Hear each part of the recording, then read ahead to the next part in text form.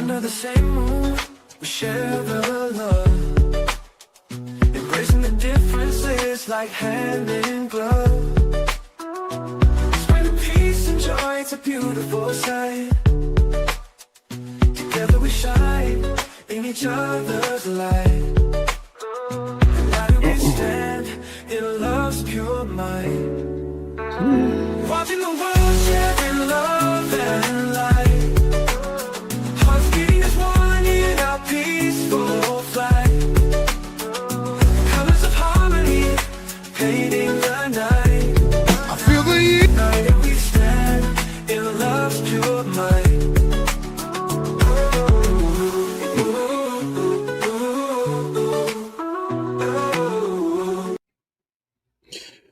Good evening, everyone. Thank you for tuning in to Watching the World. Today, we're going to just have an open discussion to talk about a few of the cases, especially for those of you that I promised that I would be talking about Nancy Guthrie. Tonight, I have a new, interesting twist on this particular case. So for those of you that really follow that case, we could talk about it. The reason why I'm doing this is because usually we try to have great shows, and I have on professionals like criminal defense attorney Calvin Johnson, Mama Flips, Candace Kelly, and so many great people. But while we have the shows, oftentimes we have people that come on that are typically just trying to disrupt. So now we can have a open discussion in regards to some of these cases that are happening. So first off, I want to start off by talking about Nolan, because tonight when we had our show, I noticed that some individuals were just trying to make it about race. All right. So I want to make it very clear that when it comes to Nolan Wells' case, it's not really a case about race, at least from the standpoint of Watching the World. Typically, everything involves race, right? And if you don't think so, then you're only deceiving yourself with false reasoning. But as far as just trying to push it as a racial case or race baiting narrative or something like that, that is definitely not our position. So let's get that clear. We're going to talk about any case you guys want to talk about. I dropped the link. So for all of the people that have been saying all of this stuff in the chat for the last couple of weeks, I couldn't really address it. So tonight, the link is there. All you have to do is click on the link and you can come up and we can have a discussion. All right. So come on up and let's have a discussion about whatever it is that you want to talk about. If you want to talk about anything under the sun, but as far as keeping the show going, first I want to talk about Nancy Guthrie. I don't know how many of you actually follow that case. We're going to get to Nolan. We're going to talk about Karmelo Anthony. Karmelo Anthony seems to be a case that a lot of people can't seem to wrap their head around or seem to get over. So we're going to talk about Karmelo Anthony. If you would like to come up and talk to me about whatever it is, now is the time. All right. But I want to show you guys some things about Nancy Guthrie's case, because that case has really been on my mind lately. Then we'll move on. We also talk about President Trump. Where are all the Trump supporters at? Now's your time to come up and let's have a discussion. Or if you want to talk about Democrats, whatever it is. But in the meantime, I want to give you guys a different spin on Nancy Guthrie. If you're watching, put a 1 in the chat if you're familiar with Nancy Guthrie before we get started. Let's see how many people here have even heard of her case. Her daughter, name is Savannah, who I've met here in New York. She works for the Today Show, but her mother was kidnapped on February the 1st of this year. So are you familiar with the case? If so, put a 1 in the chat. For some reason, I was out there for 2 weeks, and that case has not been solved. In fact, about 2 days ago, I think it was the 6-month anniversary. And what's so unique about her case is this. They can't seem to get anybody to pinpoint who the person was that showed up at her door. Today, I'm going to show you a different theory about the case. That's if we get enough people that are familiar with the case. So I won't get into it unless I get more ones, because I'm assuming now that a lot of people that are viewing this are not familiar with her case and there's no reason to break it down, you would have to have some understanding about the case to understand what I want to get into today to show you what possibly could have happened in regards to her case, because quite frankly, you don't know. Thank you, Mustang, for dropping in to show your expression. Okay, Melba is familiar with the case. We only have two people that are familiar with Nancy Guthrie's case. I'm so shocked of that, right? Just two people. All right.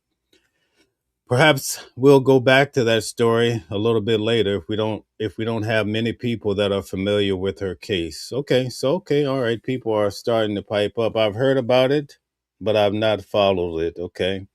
So I'll give you a little backdrop before I tell you what I think could have happened in this case. Okay.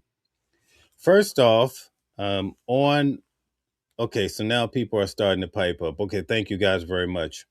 So tonight I'm going to break down my theory on that. If you want to just hit the link and come up and have a discussion with me about any of these cases, then feel free to hit the link. I'll stop what I'm doing just to entertain whatever your questions are. If you want to come in and say whatever you have to say. Nancy Guthrie, around, I think it was maybe 1:48 in the morning of the sort. I guess that's the first time that a person appeared on her. Let's see, she didn't have the ring. She had, I forget the exact camera that she had, the Nest camera. And so we're going to get to the video, but a man showed up on her front door camera, and basically he had his face completely covered, and he was also wearing gloves. Remember that? And actually, anybody that followed this channel for quite some time, you know, I went out to the house. Okay. Now we're going to break this down and we're going to have a discussion. I'm going to give you my viewpoint as to why I think no one has come forward for $1.2 million. Can you imagine that? 1.2 million. And you don't have one person saying, hey, this person looks awfully familiar to me. Okay. I think there's a reason for that. Now, I could be wrong, but it's just a theory that I'm going to present. Now, while out there was some things that I had heard before it even came out in the media. One of the things that I heard while I was boots on the ground is that the fog light in the back of her home was broken. Okay. Another rumor that I heard, but I have not seen it with the police or the FBI as yet, but they said a lamp was potentially broken just inside her door. Okay. So that's the only thing that I heard boots on the ground that I haven't seen come through in the media. Remember, I was one of the first individuals to tell you that the blood outside the door was pretty much consistent on the inside of the door. And I learned that while being boots on the ground at Nancy Guthrie's home. But here's the thing. The night before, in which I don't quite understand, I understand that she went to her daughter Annie's home and also the son-in-law Tommaso, I guess to have a family event. And according to what we know so far, she took a Uber to get there, but we never really did receive any solid information about the Uber, although it was not debated pretty much from law enforcement, so we assume that it really happened. One thing for sure is that she was dropped off. Well, we can't even say that. At one, I could say this for sure.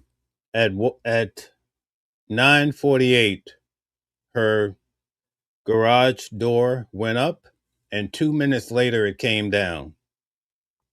Now that's shocking to me because, as we know right now, Tommaso, her son-in-law, was the person that dropped her off at that time. The question, though, is how did he drop her off? Remember when I was out there, boots on the ground, I showed you there was a camera on her, I think it's a guest house. So in order to drop her off, based on everything that I know from being there and really paying attention, when you drive into her up into the driveway, you have to go to the side of the house to get to her garage. Okay. And there's a camera right there that would record her being dropped off by anyone, not only her son-in-law. Another thing that I noticed when I was there, it looked like someone would consistently pick her up and drop her off. And it's almost, if you look at the tracks in the driveway, it looks like the person, usually we tend, to be creatures of habit, but the person would just pull in just beyond the garage and then back out and drive out. So that was something that you could possibly even research online. So the day that this occurred, the question is, did the son-in-law drop her off inside the garage, or did he let her out right in the gravel? So that would be a very important question to have answered, right? All we know is that the garage door went up for 2 minutes, up and down. Now you think about it. I spoke to some of the neighbors while I was there, and it really dispelled some of the rumors that I had actually heard. Number one, when I went to her home, I thought for sure people would always lock their doors, right? You know what the neighbors told me? One of the neighbors said that Nancy Guthrie would often leave her doors unlocked. I said, wow, what do you mean? Yeah, that's what the neighbor said. She says, yeah, and also my parents who lived in this neighborhood, this individual she walked through with her husband. I actually recorded it live, by the way. But she said that they lived there 50 years, 50 years. And her father had passed away, but the mother is currently in a home. Well, this was back in February. I think I was out there maybe in April. So at least until April, this is the story of this individual, right? But you know what she said? They never locked the garage doors. 50 years. And the neighbors knew that they could go inside the home. I'm like, what in the world? I'm in New York. Who leaves their doors unlocked? Okay. So I started to hear a lot of that chatter and I said, wow, I just find that hard to believe that Nancy Guthrie could potentially left her door unlocked. That has not been confirmed. I don't know if you guys remember, but I've been covering this case, even though I haven't been talking about it. But one of the key things that the sheriff retracted, initially he said forced entry. And one of the local reporters asked him the second day and said, so, basically, what do you mean by forced entry? He backtracked and he wouldn't commit to saying again that it was forced entry. Now, when this person walks up to the door, I want you to really think about it. I know a lot of you may not be familiar with the case, but we're going to push through it anyway. You have to wonder, how is it? I mean, listen, it's the person has their face covered. The feds became involved in this case 4 days in, and that's why you have the director coming forward, Cash Patel, saying, listen, had we been called on day one or from the beginning of the case, we probably would have had more video. Even though her daughter, Savannah, is such a big time anchor, reporter, whatever way you want to frame it, right? On the top news show, probably in the world, who would have thought that her mother would have had a Nest camera with no subscription, or at least the subscription had expired? So I want you to really think about this. This individual came to her home, a person that we cannot identify, even though there's 1.2 million on the table. Tomorrow night, we're going to go through the letters, the ransom letters. I'm going to show you the first letter, in my opinion, is written to Savannah, right? The second one, I believe, is written for the other daughter. This is just my opinion. So, what does that mean?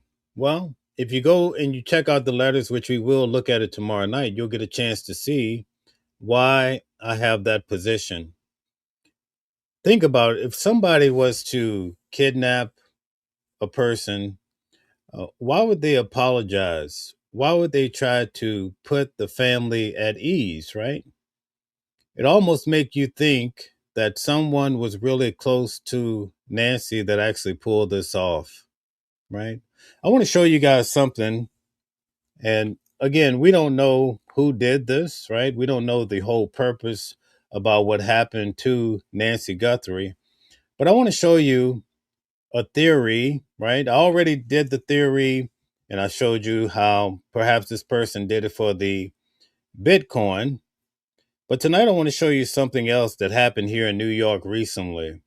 And I think it could have happened for Nancy Guthrie case. I haven't heard anybody go down this road, but I'm going to go down this road tonight. I'm going to show you this video. I feel the years in my step these days. My body don't move like it used to be. I didn't want to play the sound because I'll probably get trouble for that. But I want you guys to pay attention how these masks. Now we know the person had on a mask, right, from the exterior. But could the person have been wearing one of these prosthetic masks? I want to play this out. I wish I had pulled the sound off. Anyway, let's go. Some mornings take a little more time to start. This is very common now in New York. People are committing crimes, and it's not just New York, but it's also in other places around the world. So remember when it came to Nancy Guthrie, there's a particular angle that when I watched the video, I said, it looked like the person has on a fake mustache. It's when the person is actually approaching the door. When you look at the frame, it looks like they have fake mustache, right? And now I didn't think about this right away, but then I saw a case the other day and I said, you know what? What if the person is someone close to Nancy and maybe they double mask? Some people have said, oh, the person has on a double mask, right? We've heard that. But maybe they had on a prosthetic mask. That's why nobody can figure out who it is. And maybe on top of that, okay? Now, the person that shows up at her door has a very distinct quality. Anybody that has had surgery before, you would notice that one shoulder is higher than the others, like this. Go back and watch the video. I'm going to break it down tomorrow night. But the person walks around. When they come around the corner, you'll notice that shoulder is high, but the other shoulder is low. It's almost like they can't even control it, right? There is another video, and I don't want to point fingers at people, but I noticed someone else prominent in this case that has that same feature. It's a man, and in the video, he actually, I won't say who it is, but one of the videos that I saw, you can't break it down because he has both of his arms elevated. I said, why does a guy have both of his arms elevated? Right? Now, that's all I'm going to say about it for now. But could this be a little bit more intriguing than most of us would imagine? I want you to think about this. And I'm going to give you so many different reasons. Number one, when I was at Nancy Guthrie's home, I had this weird feeling because everybody was just talking about how lucky that this individual must have been in order to pull this off as a stranger, right? Now, I do get January the 11th. I understand all of that. I've covered this case. Even though I've been covering other cases, I always stay in tune. But here's the thing about Nancy Guthrie's case. Her dog allegedly died back in December. Okay? Imagine the difference a dog would have made in this case, right? She probably would have been alerted on January the 11th if that's when the person came the first time. Okay? You also have to say the person is so lucky, right? You know why? If they came on January the 11th, neither Nancy or her family was able to detect that the actual person that would take her and potentially take her life, that no one even noticed. Another big issue when it comes to Nancy Guthrie's case, they say the person is so comfortable. It's almost so eerie, like they're not even worried about being caught, right? You would have to imagine that the person knows way more than the average Joe in regards to her life and her habits, right? Think about the night she went out with her family. Now, this is the magical night that they were able to take her. She's dropped off and allegedly she don't take her 10 o'clock medication. Think about that. Why wouldn't she have taken her 10 o'clock medication? Remember, the sheriff said that she can't go basically 24 hours without her medication.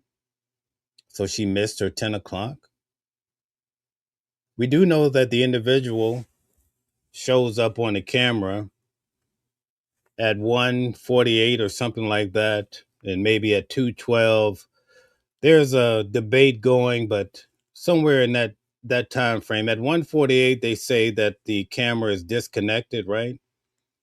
And then at 2:12, I believe, or something like that, the person shows up on the camera. So you have to wonder, how is it that the person was able to get access to her home? The only thing that we know as far as the entry, it has been revealed that the back door and I believe the gate was propped open, maybe even by a plant, right? Have you guys heard about that? I'm going to get to the comments in 1 second and we're going to get through this. Thank you guys. I see your comments. I'm going to get to it. But think about this. When it first happened, I don't think a lot of people gave a lot of attention to the fact that one of the daughters had given allegedly the escape route that the person may have driven to take Nancy Guthrie away. What does that mean? And was that probed deeper? When the case first started, remember a very prominent YouTuber came out and she said that some of the family was the prime suspect. Now, I'm just going back through memory lane. I'm not accusing anyone, but I'm just jogging your memory for some of these loose facts that were floating in regards to her case.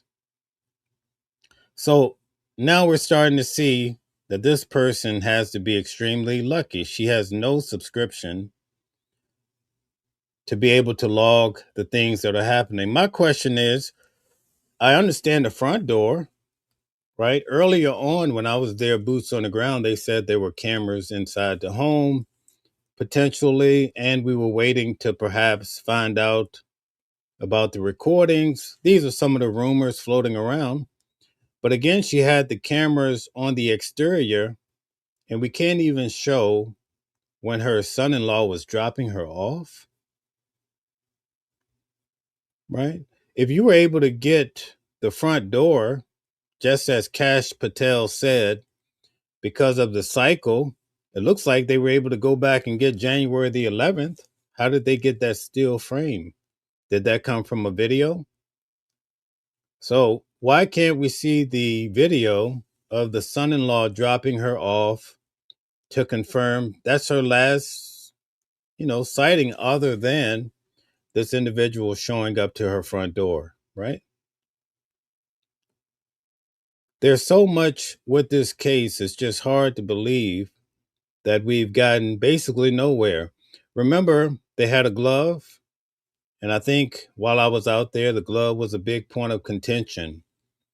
That went on for like maybe 27 days, and then we found out the glove, was not a big deal. It had nothing really to do with some guy working at a restaurant. They didn't give us a whole scoop, but we lost a lot of time on that. Then, when the hair, this loose hair that they found allegedly to get the DNA, and everybody was so hype about that.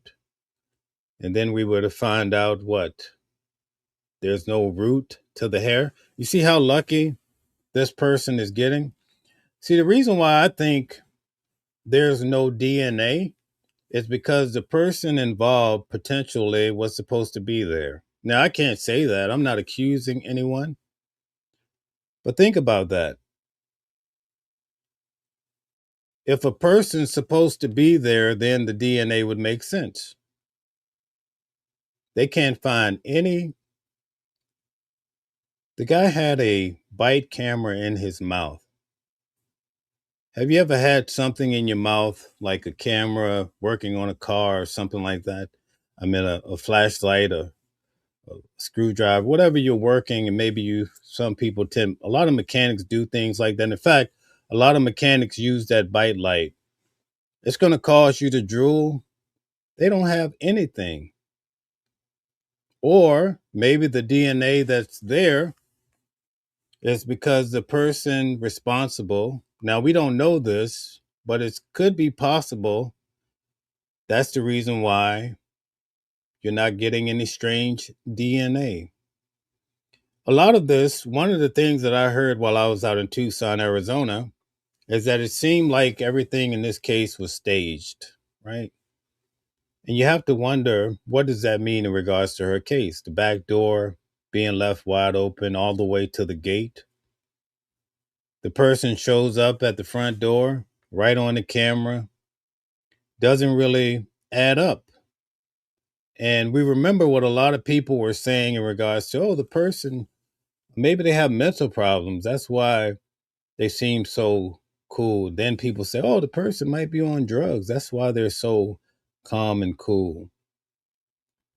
But it could be that the person had more control or involvement in Nancy's life too. I'm just throwing that out there.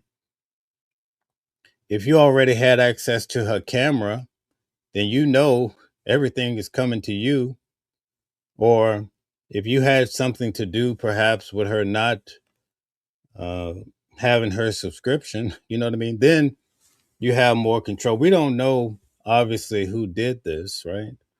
But I'm just saying there's just so much to unpack when it comes to Nancy Guthrie's case. One thing that I noticed in this case, while I was there, boots on the ground, they tried to detect her pacemaker in her heart, right? Because after you expire, even if you die, they say your pacemaker continues to live on, so to speak, right? And that's why they put those. I heard now they have 15-year batteries, right? Someone said that in the comments. I didn't research it. I do know that if you have a neural stimulator in your back, the battery goes out 7 years, 8 years, easy. But when the battery dies, you have to have surgery to replace it. And it's a similar concept with the pacemaker. So they came up with the brilliant idea. And this is something I noticed that bothered me when I was there. They said, well, let's put up a Bluetooth sniffer, right? Let's put up a sniffer in the air, and maybe that will detect her pacemaker, right? Remember that? And you know what came out the very next day? All of a sudden, somebody started saying she was seen in Mexico. It's almost like every time certain people were trying to, the feds or the local police were trying to close in, it seems like the letters, the ransom letters, would just steer them away. And it made me wonder, is there someone locally that's trying to send the police on a wild goose chase, right? Another thing that I discovered is that a lot of people thought that she left out through the front door because of the way the blood was dripping. Remember that? While I was there, I was able to see a lot. And I remember they even had a card up at the door in regards to elder abuse or something like that. So I was able to see a lot.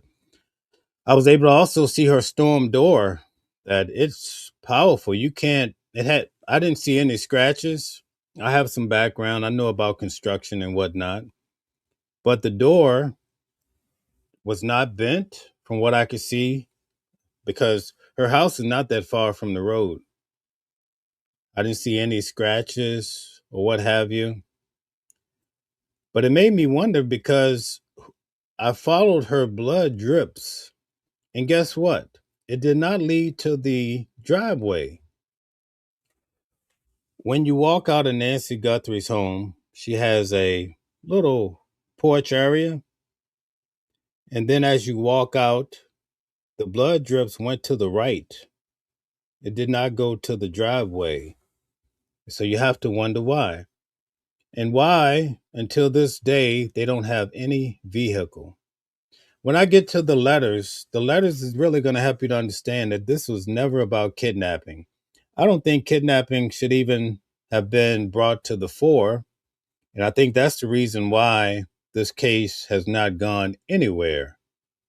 And I think whoever did this used the kidnapping and it worked. It worked, right? Because when the ransom letters came out, it took all the attention away from the individual that probably did it. That's just the truth. Everybody was looking for this ransom and money. But that second letter told you it was never really about money. See, the first letter was for Savannah to let her know it's because of you. You know, Savannah, you did this. But then that second letter was to say, hey, family, I know this happened, but her heart failed. She went in peace, kind of a deal. Like, think about that. What criminal outside of a family would do that? You think a guy out here looking to kidnap somebody is going to tell him, oh, I'm sorry? You know, it's very interesting, just to say the least, right? I'm going to get to a few of the comments before we move on. The link is there if anybody would like to come up and join the discussion. But so far, we're just focusing on Nancy Guthrie. All right. It's quite intriguing, to say the least, how this case is still open and it doesn't appear to be any uh, clue in sight, right? I think last week is the first time I've heard individuals call it a cold case. You know what else I learned from this case? You see all of these individuals coming on the big networks. One used to be a FBI profiler. The other one used to run the FBI department. And then they'll line up like 10 different profilers.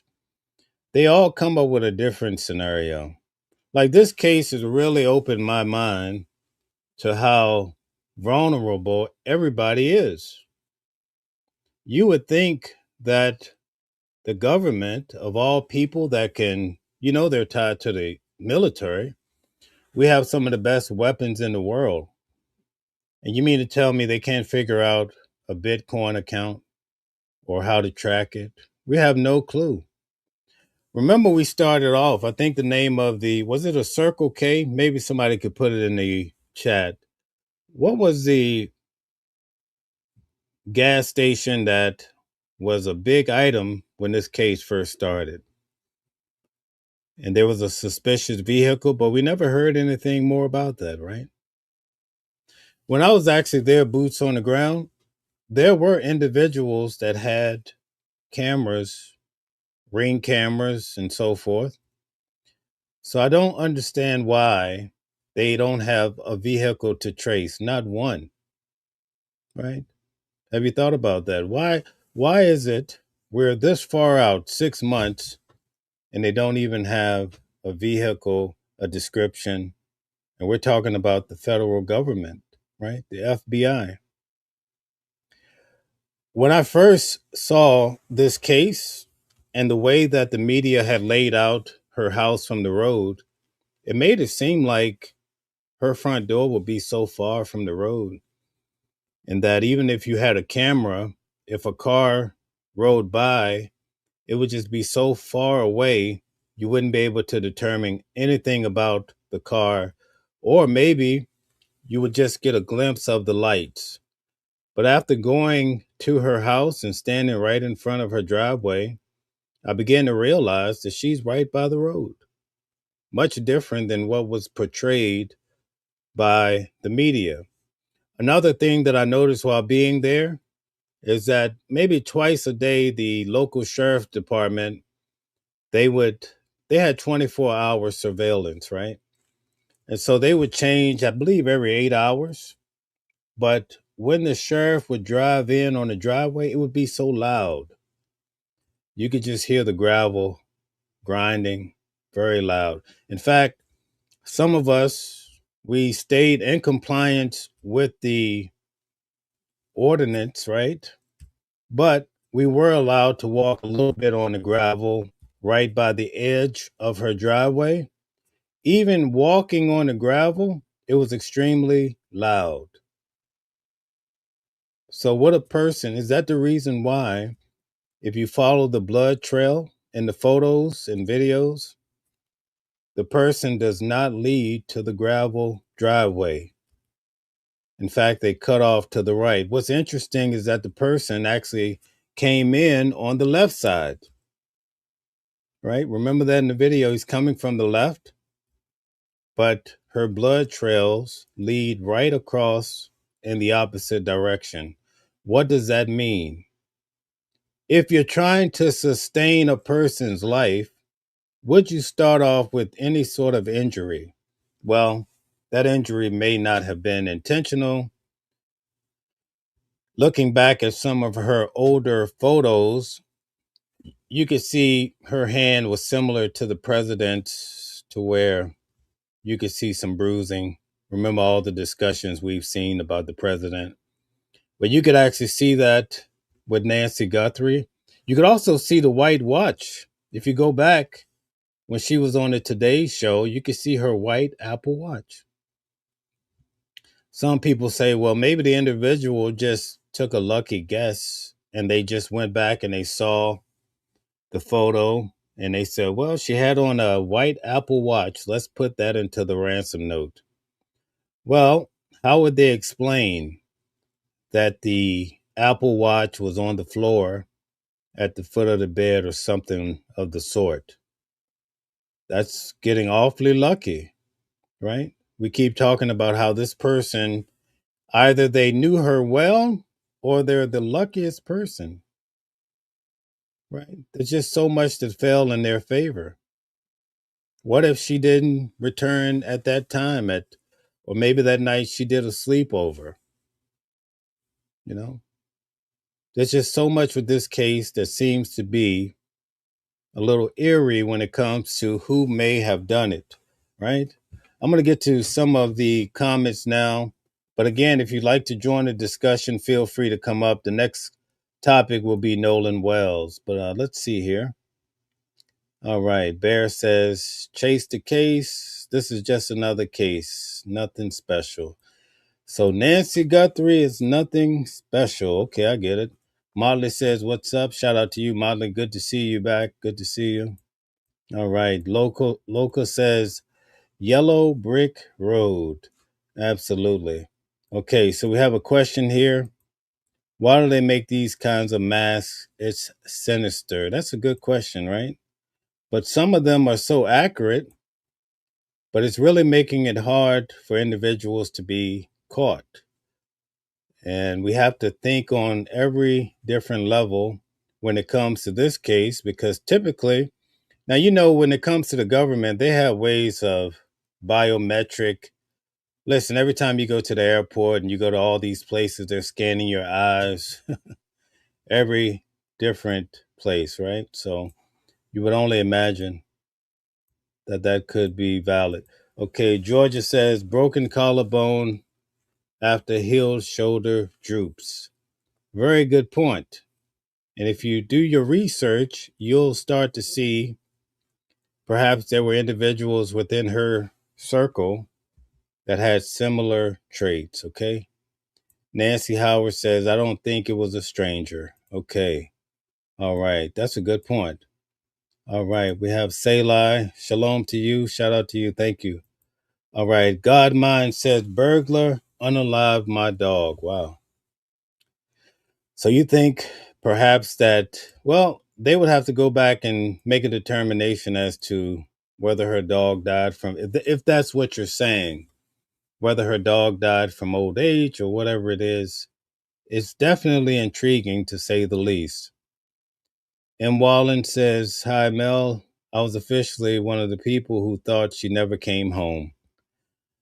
All right, I don't know what to think anymore. Here's the thing. When you think about her not coming home, you would then have to explain her pacemaker being inside of her heart, right? Okay. Inside her body. She also had on her watch. And more than likely, especially if she took a Uber, she would have had her cell phone.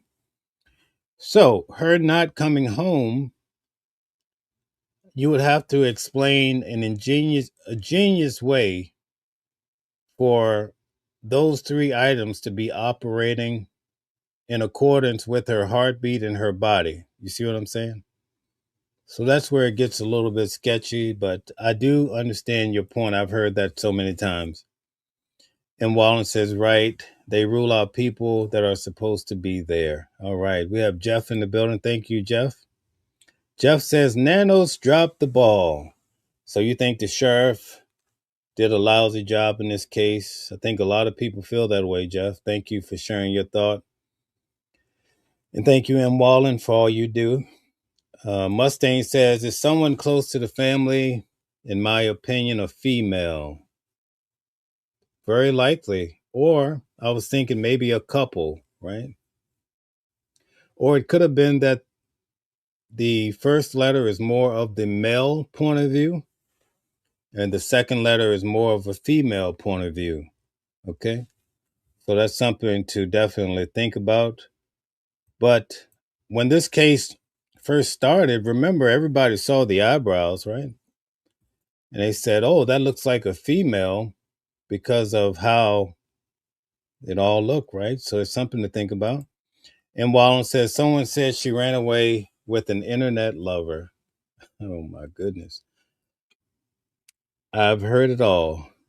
I have heard that similar to it. I've also heard the conspiracy that maybe she was in on it. People are saying maybe the daughter and her job was having some issues. So it was a whole family plot. You know, you hear so many different scenarios when it comes to it. But I think a good detective would look at everything that's said, right? Okay, Jeff says back door was propped open. Yes. I heard it was with the flower pots. Okay. Texas mom says into the desert. That's what I think. I think it was more of a hit, and I don't think a car was involved initially. And I think that's the reason why you don't have a vehicle being shown in any form of fashion that we know of thus far. So that's a very good point, Texas mom. Um, if you go back to the very first press release right on her front lawn with Sheriff Nanos, basically they called everything off after the first night, remember? And I just have to wonder, how extensively did they cover her case with the dogs? And they thought it was a walk off, so what did they use at that time to really pin her down to try to find where she was located? That would be my big question. Okay. Shout out to you. Is it Shay Shay? Okay. Thank you. God Mind says no. I'm not sure what the no was for, but thank you. Golden says no mechanics use a bite light. They use a headlamp. There's a reason bite lights are not readily available at hardware stores, auto stores, because there's no demand for them. I would have to disagree. Definitely in New York, that's a thing. All right, Golden says only people who might use a bite light is a stage hand for a live theater production when you need ability to turn on and off the flashlight while still using your hands. Well, that might be a good lead, right? Thank you for your comment. Maybe the person could be associated in that way. Okay, we have Ant-Man Tony says, I've never loved a man that wasn't a family member. Okay. Thank you for your comment. Godmind says, I was thinking that her family or somebody close to her would be involved from the beginning. Yeah, when you look at the statistics, then you start to realize like how many people over 80 and female, and they have a ransom letter, but then they say, hey, oh, she passed away, by the way. So what does that mean, right? Like, who would really do that unless the ransom letter is just a ploy, a diversion to take attention away from somebody else who would be more involved? Okay, and we don't know. We're just having a discussion tonight. If you have any questions about any of the cases that we've been covering, feel free to jump right in. Golden Quinn says video from the second day shows all her blinds open. Same on today's show. Someone could have easily flown a drone by the window and seen and watched on the floor. Wow, that's a good point. I'll have to star that and look into that further. That's a good point. Wow. Thank you for sharing that. Shout out to New Jersey, and I'm glad you're feeling better. Okay, thank you, Jeff, for all you do. And thanks for looking out for New Jersey and my good family. M. Wallen says, I hate that they are still free. All right. Yes, but based on the information, the feds have never really cleared anyone. I think it has been the local sheriff. So maybe they still have their eyes on someone, right? Maybe that's why they're not putting out so much information. Shout out to Empress. Good to see you. All right. Mustang says, yeah, the eyes. Very important. If you look at the eyes of the individual in the frame, you'll notice they don't match up. And if you look at the prosthetic mask that I showed tonight, you'll see that it has that sort of effect when you put it on. And also, I want you to notice which would be that person's left eye. Right here, you see almost an issue. And makes you wonder what's causing. It's almost like a puckle here, right? I want you to go back and look at that. We have to keep moving or else I would get into it deeper. We will get into the letters tomorrow night. Okay. We have Georgina says Patel should override HIPAA and get medical history of suspects. Good point. They probably have the ability to do that. Jeff says we have the most sophisticated technology in the world, yet we have these cases that are not solved. I don't get it. That's a very good point. And some of these cases that happen, well, New York is different though. It seems to me that when something happens in New York, it tends to be solved quickly. All right. Okay. Stitching. M. Wallen says stitching. Okay. Thank you. All right. M. Wallen says, would a car mechanic use a bite light? I believe so. All right, guys. Thank you. Tomorrow night, we're going to do a deep dive in regards to Nancy Guthrie. And we're going to pull up those ransom letters. And I have a expert coming on the show to break down the case at a higher level. I want to welcome back New Jerseyan. And I thank you for all you do and being one of our great mods for the show. I know last week was a tough week for you, but it's good to see you're back at it. It makes my heart rejoice. All right, guys. The next thing I want to talk about is Nolan Wells. Put a 1 in the chat if you think something nefarious, someone actually harmed Nolan Wells. Put a 2 if you think it was a accidental drowning. Let's see what you guys have to say.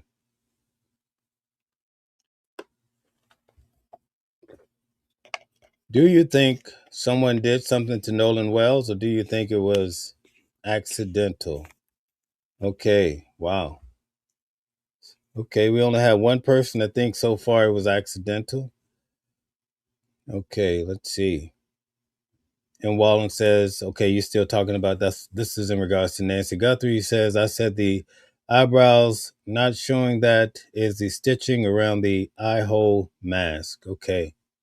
Thank you very much for all you do. I really do appreciate it. And thank you, Motley. All right. So King says nefarious. Someone did something. Motley thinks so. Godmind thinks so. Georgina thinks so. Okay. New Jerseyan thinks he accidentally drowned. Thank you. Okay. Empress thinks that something nefarious happened to him. Okay. Bob Mitch thinks he accidentally drowned. Okay. M. Wallen says, and covered up the accident. Okay. I get what you're saying now. Okay. Bad Bunny thinks something nefarious happened. Jeff says 3, not enough information. I don't know. Okay. That's a good point, Jeff. Good way of looking at it. Mustang says 3. I'm still not sure, Mel. I need more evidence. Okay. All right. Thank you. Maybe I should have used 3 to highlight. Do you think that maybe something happened to him and people just tried to cover it up to protect themselves? So we're going to focus on that now. I know you guys gave your position, but how many of you are willing to say, put a 4 in the chat if you think maybe something happened to where he lost his life and those around him tried to just cover it up? Let's see how many people select that category.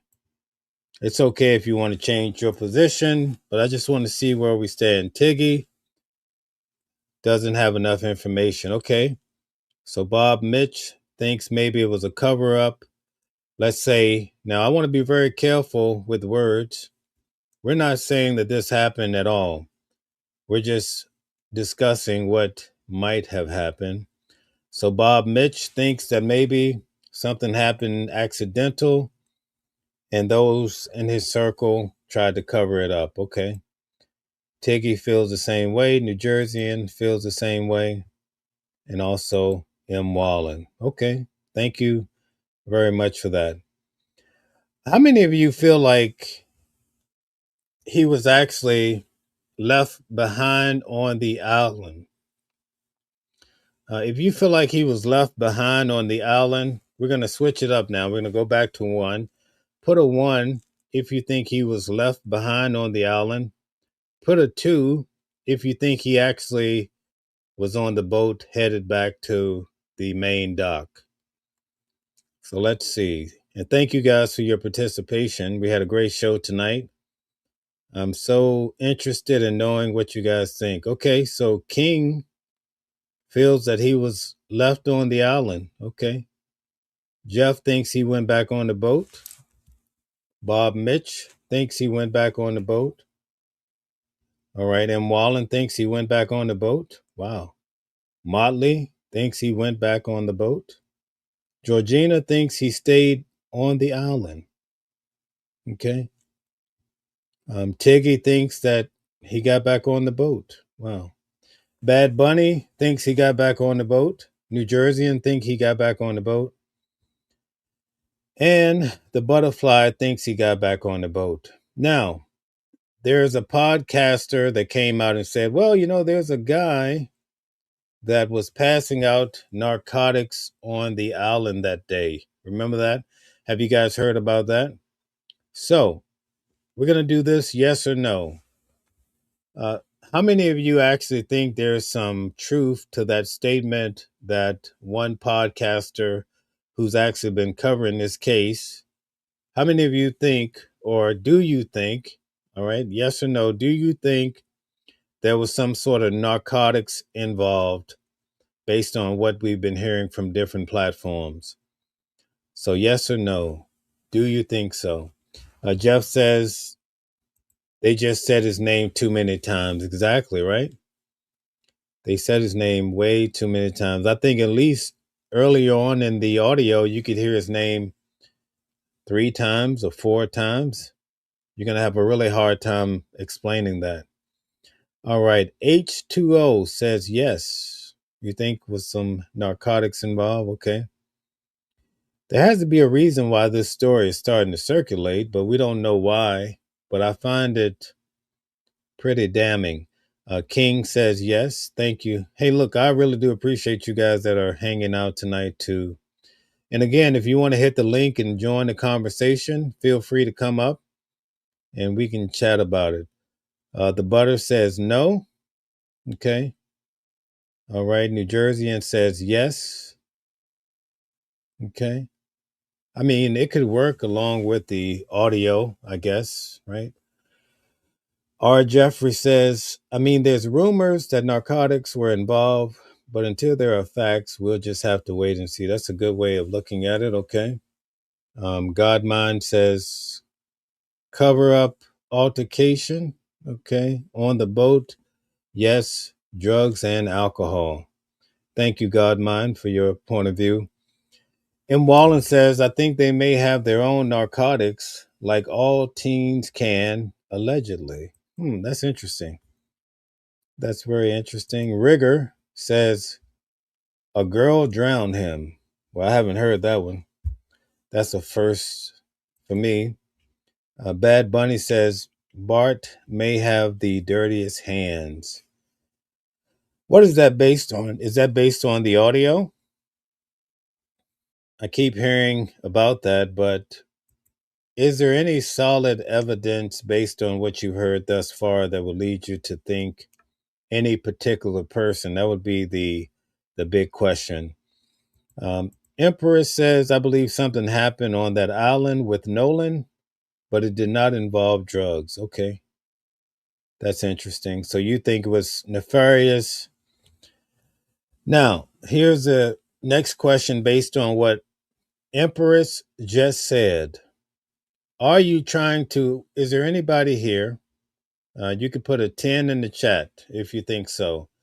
Are you guys trying to connect the autopsy missing neck to the audio? How many people here are doing that? Put a 10 if so, put 11 if not. Let's see. Is there anybody here trying to, you feel like it's connected in some way? Let's see what you guys have to say about that. I know most of you have been here all week as we've been covering this case, so I find your answers to be important because I remember most of you have been here all week long over the last week. Okay. And welcome into you, H2O. Nice to have you here. Also, Tiggy. Thank you guys. You guys feel like it's connected? Wow. Okay. Tiggy thinks it's connected. New Jerseyan thinks that the missing neck parts, okay, has something to do with the audio. Okay. Thank you. Also, Godmind feels that way.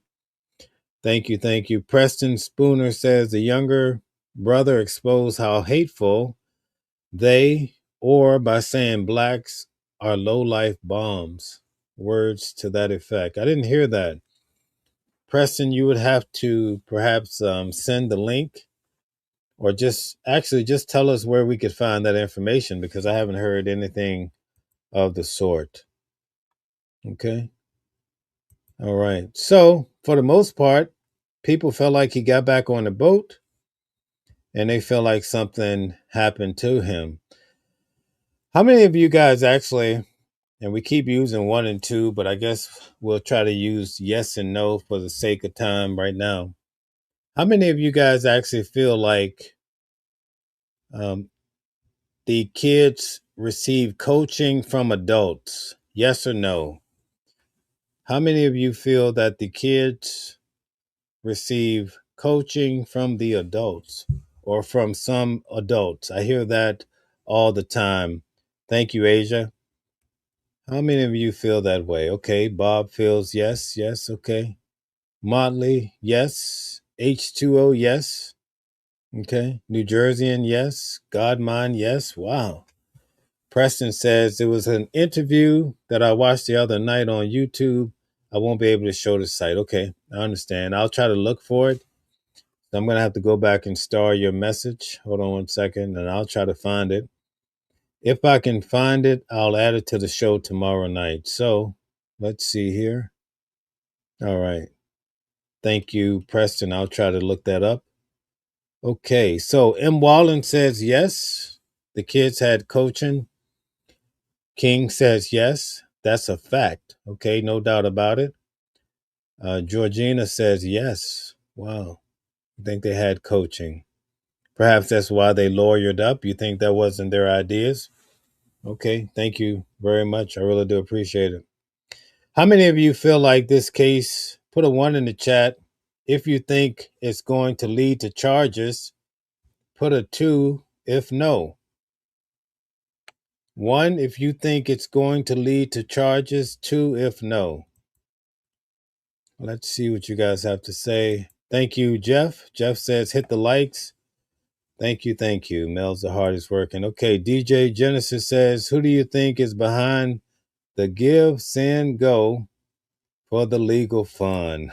Definitely the adults.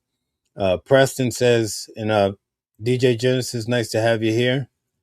Hit the link if you want to come up. Maybe I didn't even let me make sure.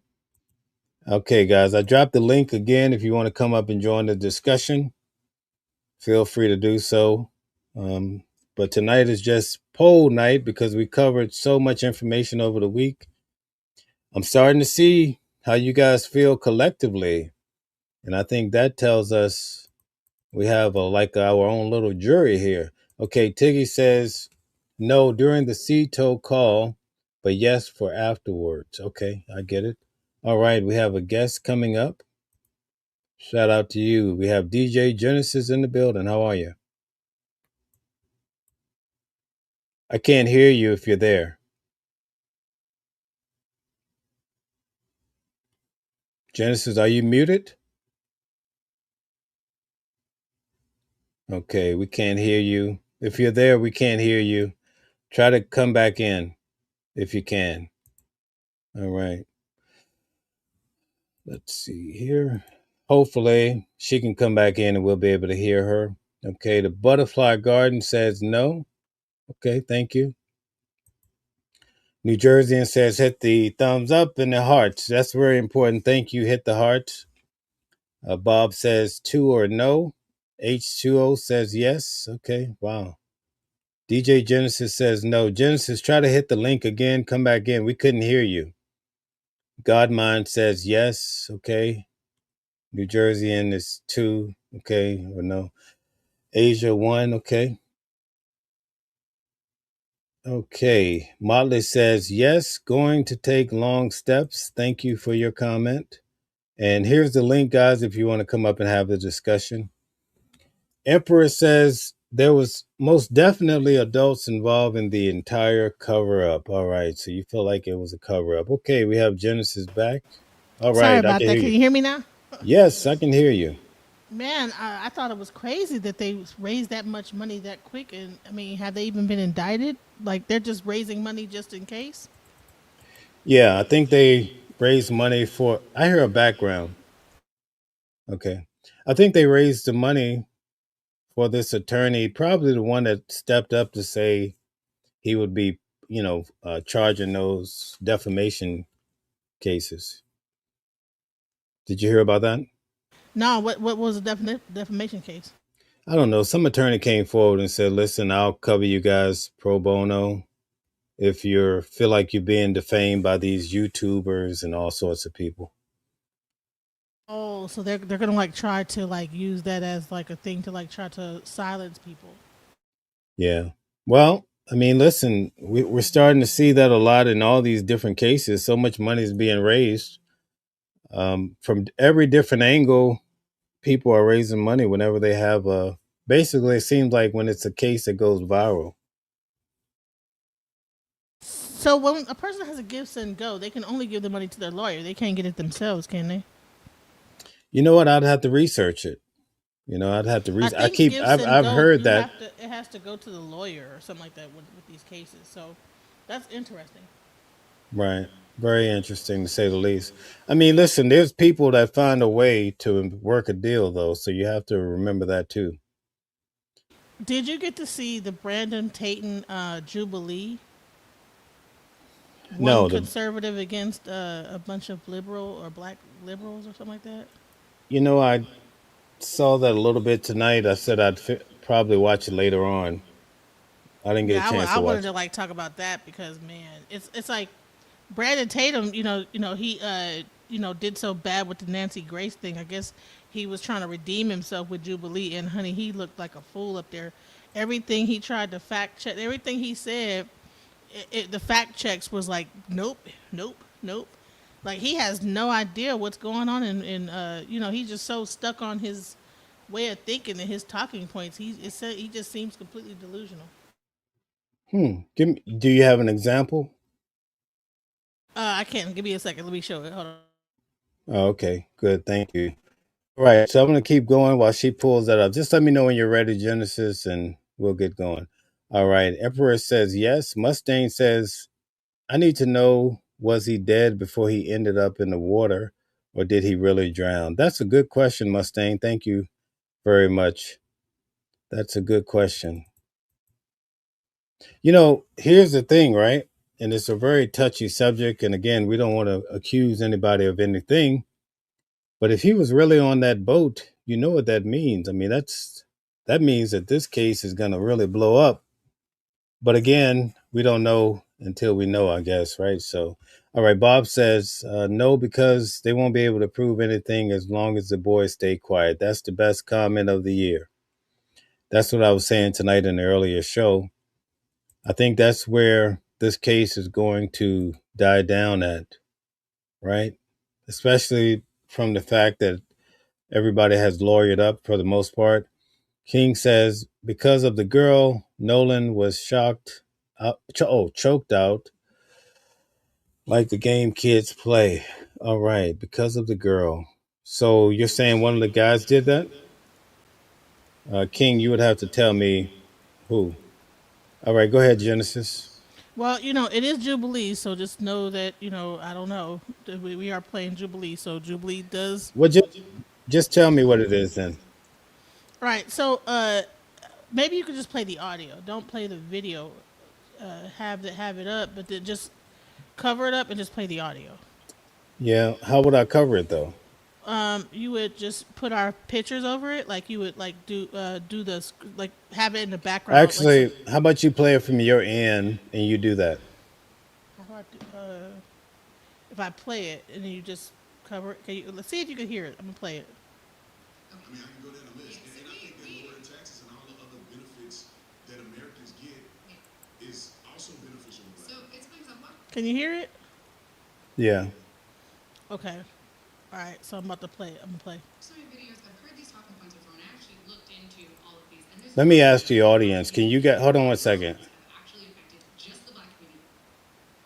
We can't hear it that loud. Can you guys hear what she's playing? Put a 1 in the chat if you could hear.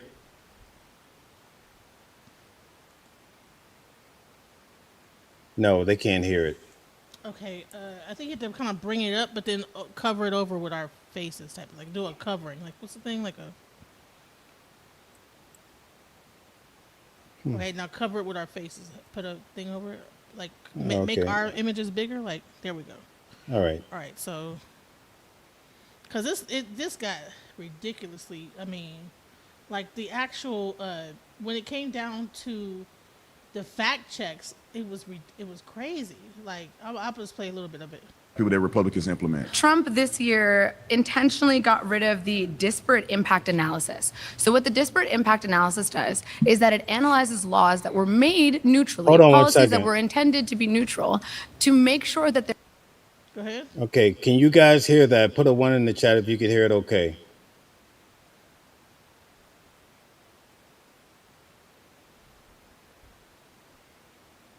Put a 1 in the chat if you could hear it. Yeah, they could hear it. Okay, let it play. Thanks. There were not any racial disparities as an effect of that policy, right? Accidentally. So Trump has removed the protection for the disparate impact analysis. So we don't know if the policies that we're enacting are disproportionately hurting the black community or not. That doesn't make any sense. Any policy. doesn't make any sense. I agree. No, what It's a you're bad saying idea. does not make any sense because the policies that are implemented, Yes. the majority of the ones that are in Congress are agreed upon by the House and the Senate, Right. Democrats and Republicans. Yes. And so with that being said, there's black people represented. There's Yes. all kind Well, of people that's the represented point. in creating our laws and I know, but policies. that's the point. So But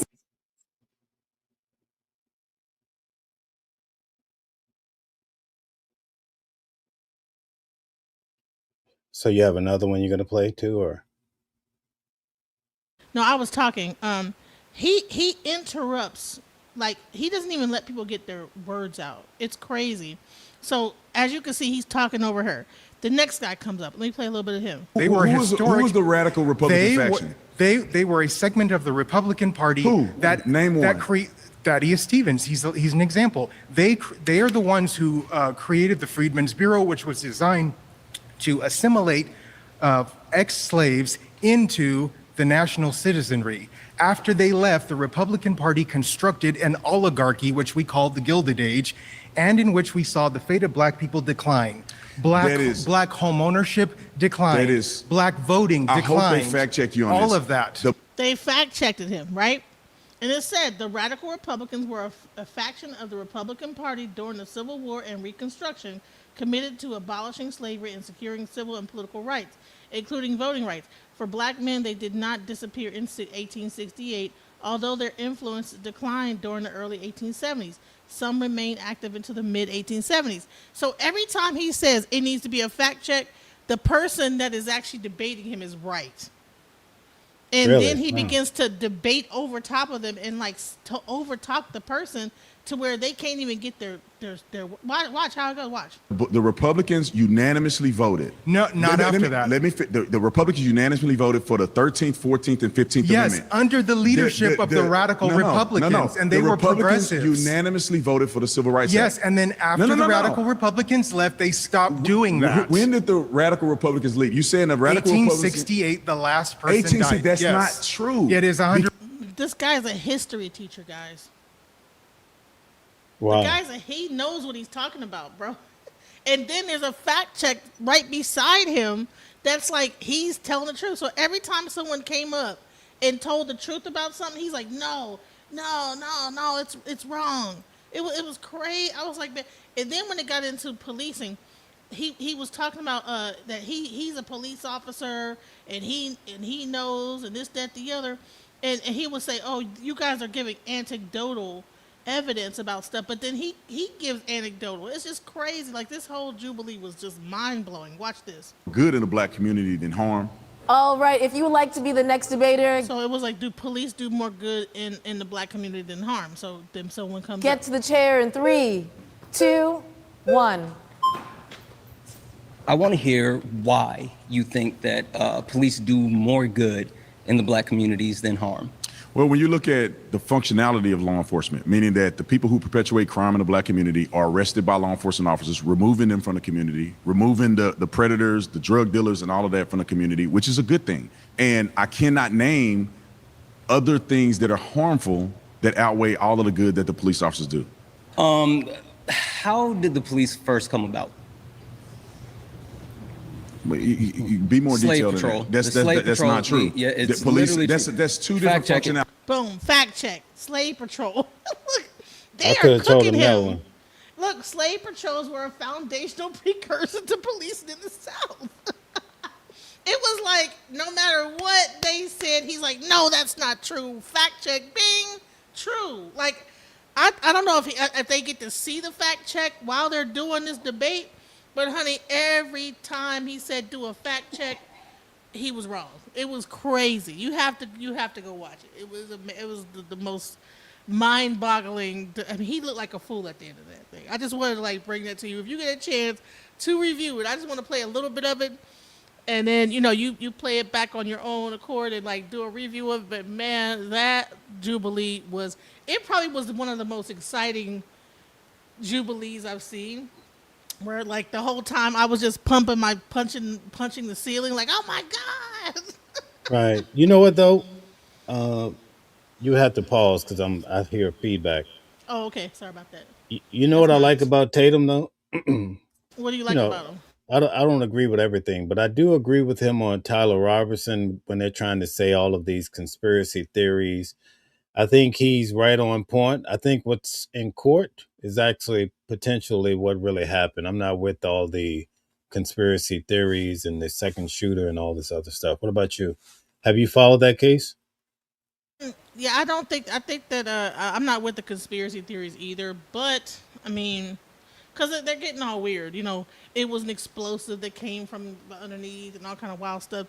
There was just a little bit too much going on. They had in order to sensation. It's almost like the JFK MLK thing. Like they all the Right. conspiracy theories come out the woodworks when this type of thing happens. Yeah, like in the case of JFK, they say the driver turned around and shot him, right? Exactly, and that's what even Cat Williams said. Remember, he had his comedy show, and he said, Yeah, I saw that. right, You believe that? I don't know, but it's interesting because I think even Dick Gregory said that. I'm trying to figure out why do comedians have the inside scoop on what happened. Dick Gregory was a comedian. Cat Williams. How do they know like the inside of everything? What is that about? Yeah, that's right. Let's ask the audience. If you guys are following the Tyler Robinson case, do you guys feel it's a conspiracy theory, or do you think Tyler Robinson likely did this in accordance to what the court has laid out or will be laying out for his trial? Put a 1 in the chat if you think so. Put a 2 if you think it was a conspiracy, second shooter, or some weird explosive in his collar. Let's see if people will respond. Not everybody probably follows all of these cases, but let's see if we get a few answers. And now, Genesis, you say your position is you don't believe so, right? Genesis, you still there? Okay, so maybe she's having some technical. We don't hear you. You might be muted, okay? All right, so let's see here. Bob says yes, or Bob believes. Okay, wow. Godmind says 2. I'm sorry. What was the question? I had to step away for a second. So, what is your official position on Tyler Robertson? You think he did it? Actually, the question should be on Charlie Kirk. Do you think Tyler Robertson did it? It was straight up, or do you think it was a conspiracy theory with the Israel and all this other stuff? You know what? Candace does make a pretty interesting argument. You know, but then it gets kind of weird. She kind of goes off the deep end. So it's like right when it kind of makes sense, it doesn't. So I don't know. But was he that good of a shot? I mean, I don't know. It was basically one shot, right? Yeah, but And it looked like he did it so fast. I don't know. I mean, I would say it probably was to him. He probably did do it. Right. Okay. Bob Mitch makes a good point. Bob says he did it, but I believe it's others involved also as far as putting a battery in his back. I Okay. would say that that's probably the truth. There you go. That's what I Yeah, would say. but could they have helped him pull off such a major shot though? That's the big question. Could be Well, luck. I think that there's groups out there that are really. Well, my dog is going crazy. Hold on one second. So that's what I was trying to mute out because my dog was losing it. Give me a second. Okay. Bob says the shot was a layup for a shooter. Thank you, Bob.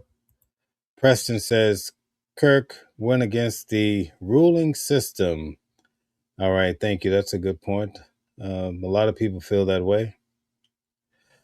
All right, so I believe we're going to get back to Nolan. I'm going to give Genesis a few more seconds to get back before I ask a question. But I want to ask you guys this question in regards to Nolan Wells. How many of you guys actually think that we're going to uh, actually get a favorable? Um, no, I don't want to ask that yet. I'm sorry. I'll ask something different. How many of you guys think that this case is actually going to go to trial with someone being convicted? I'll go that route. Robert says Ben Crump having a move on another money bag. No anything on Nolan. Okay. Thank you, Robert. Robert Smith, thank you for your comment. How many of you guys think this is going to turn into a trial with someone being convicted? Now, it might not be for murder or something like that, but just a trial of any sort. What do you guys think? I think today we had some individuals that were saying that there's some maritime laws that could have been broken. Okay. Bob says 2. Okay, thank you, Bob. Okay, so more than likely, probably we won't see a trial. I'm going to give Genesis. Genesis, are you still there? Yeah, I'm here. I had to close the door. I have a question. Go ahead. Is P Diddy out yet? No, he's not out. Is he supposed to get out this month? Officially, he's supposed to be out, I think it's January of 2028. Oh, But what? Did they extend it? I thought it was supposed to be sooner than that. no, they actually let him out sooner. He's supposed to be getting out sooner. But if I'm not mistaken, he might get out earlier because he went to Fort Dix. And when he finishes the drug program, then you're probably going to hear that he's coming home like in a hurry, probably within the next month or two. I mean, that's just based on my calculation.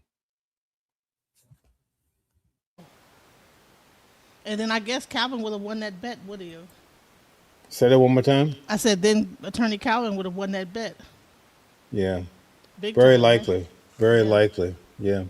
That's crazy. Preston says, whatever the outcome, all charges will be lesser than what it should be. All right. I understand that. Emperor says P. Diddy will be released in January as of this current release date, 2027. But the thing is, with the drug program at Fort Dix, I think he gets out maybe 15 to 18 months earlier, something like that. So I wouldn't be surprised to see him. All of a sudden, you might hear that he's getting out like in a hurry. Godmind says there's too much evidence that they're going to convictions for lesser charges. Okay. Thank you for that, Godmind. So Nice to have you here. what do you think will happen when he does get released? Do you think it's gonna be people are gonna be out there cheering him on, or you think he's gonna have to hide or something? What do you think is gonna happen? No, I think he probably go right back to, he probably won't even miss a beat. I don't think so. No. You know why? When I covered his trial, I was there every day in the main courtroom. When I first started covering his trial and his family, at first I didn't really know his family like that. But initially, if you said something like, hey, we're rooting for you or stay strong, people would be like, hey, how could you say that to these people? They supported whatever, right? But as the trial went on and different facts came out and people saw that individuals were lying, I believe that if they had to let him walk out of there when those not guilty pleas came through, I think people would have, it was so many people just waiting to just see him and to just scream something Diddy. It was crazy out there, you know? Someone said they're saying he has a confinement charge for fighting. He's in solitary confinement right now. I heard he was released out of solitary confinement within the last 48 hours. Okay, so I still keep in contact with the family, so I can confirm. Robert says Diddy got into a fight. He might get it. Okay, get an extension. Okay, we'll see. Jeff says, okay. Jeff is the one that said that. Emperor says the fight he had set him back. You think it set him back? Well, he does have to go to court. I think when you have a fight, you have to go to court. I don't know. Possibly. But I think the drug program is going to probably position him to get out much earlier. Preston says the diddler has a confinement charge for fighting. He's in solitary. Okay.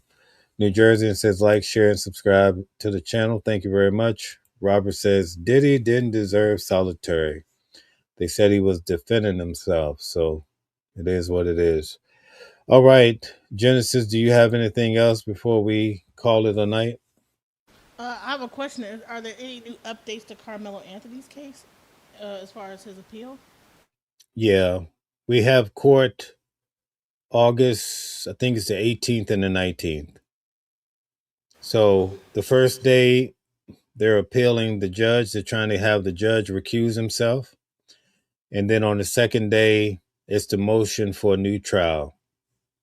So Wow. Will you be here for that, or are you going to just cover it? Yeah, I'll be there. Oh, sweet. Okay. Awesome. Yeah, I'll definitely be attending that. Cool, cool, cool. I think that's going to be interesting. We'll see if Jake Pauls and everybody else comes around for It's going to that. be so packed out there. You think so? Absolutely. Wow. Okay. Crazy.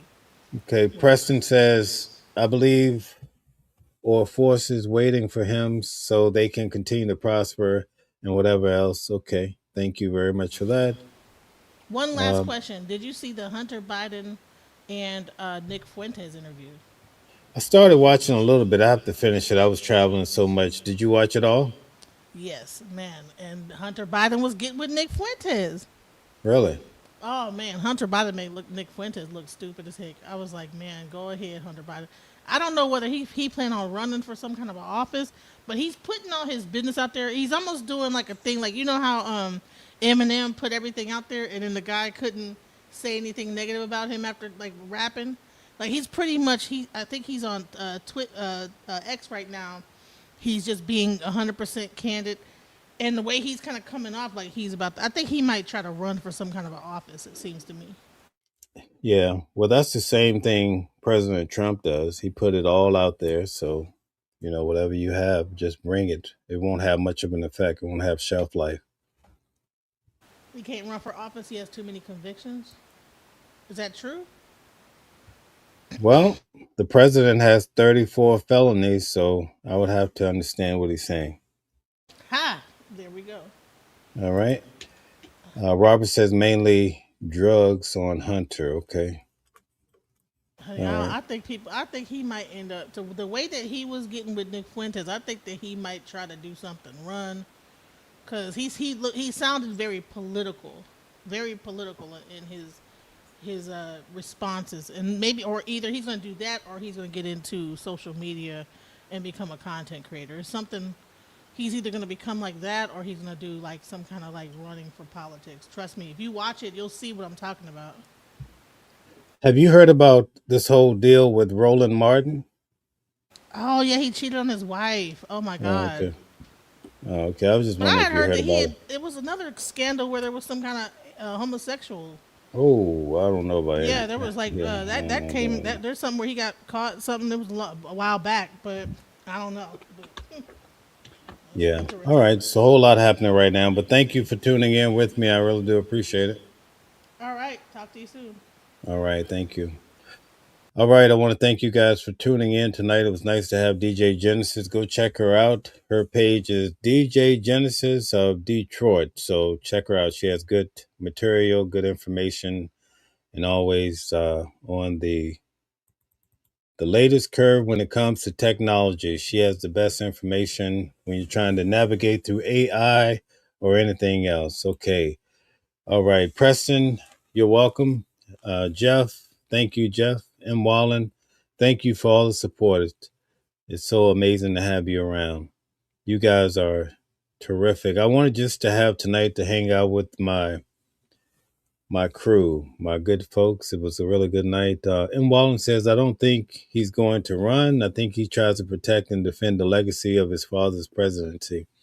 I have to check out the father. I know he's battling cancer, but I just haven't had a chance to find out more about um, former President Joe Biden. Okay. Robert Smith says, we thought Roland Martin was queer. Okay. All right, I'm not sure about that. I do know there's some things happening right now. It's going to be interesting to see what happens. New Jersey says, good night, everyone. Thank you very much for all the support. I saw someone hitting the hearts tonight. That's so amazing. That tells me I have some amazing people in the crew. And Wallace says, thank you, Mel. Mods in the chat. Okay.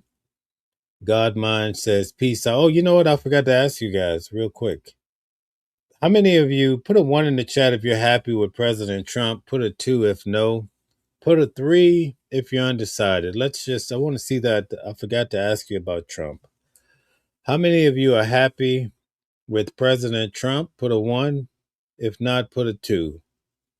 Or a 3 if you don't follow politics. You're just living in America. Whoa, okay, look at here. Jen says 2. Not. Wow. Okay. Preston, 3. Okay. God mind, 2. You mean we don't have one person that's happy with the president? Wow. New Jersey in 3. Okay.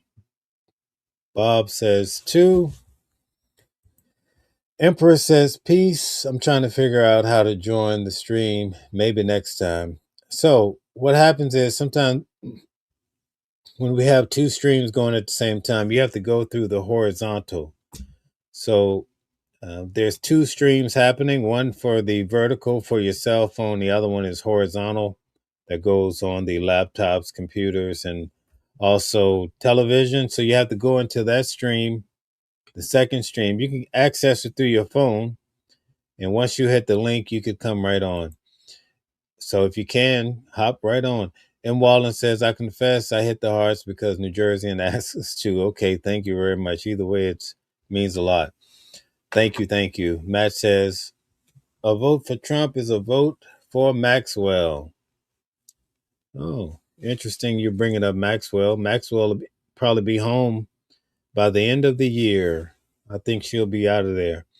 Okay, 42 says 2. Okay, not happy about Trump. Preston says, still looking for the direction our president is heading. That's a very good point. Not sure what's going to happen with Iran. I'm more concerned about the economy and the stock market. But we'll see how this all plays out. Robert says, thanks, good show. So we don't have one person tonight that's happy with the president. I'm shocked by that. Wow. Usually we have individuals that would at least say that. So that's the first time. I want to thank you guys for tuning in tonight. We'll be back tomorrow for news at noon. We'll have our regular show tomorrow night. We're going to do a deep dive and look into Nancy Guthrie's these ransom letters, and also have a pathologist coming on the show to talk about Nolan Wells. That should be interesting. I think that's going to be Tuesday night. Preston also have an attorney coming on too. I think he's a criminal defense attorney out of Florida. He's going to be on talking about Nolan Wells.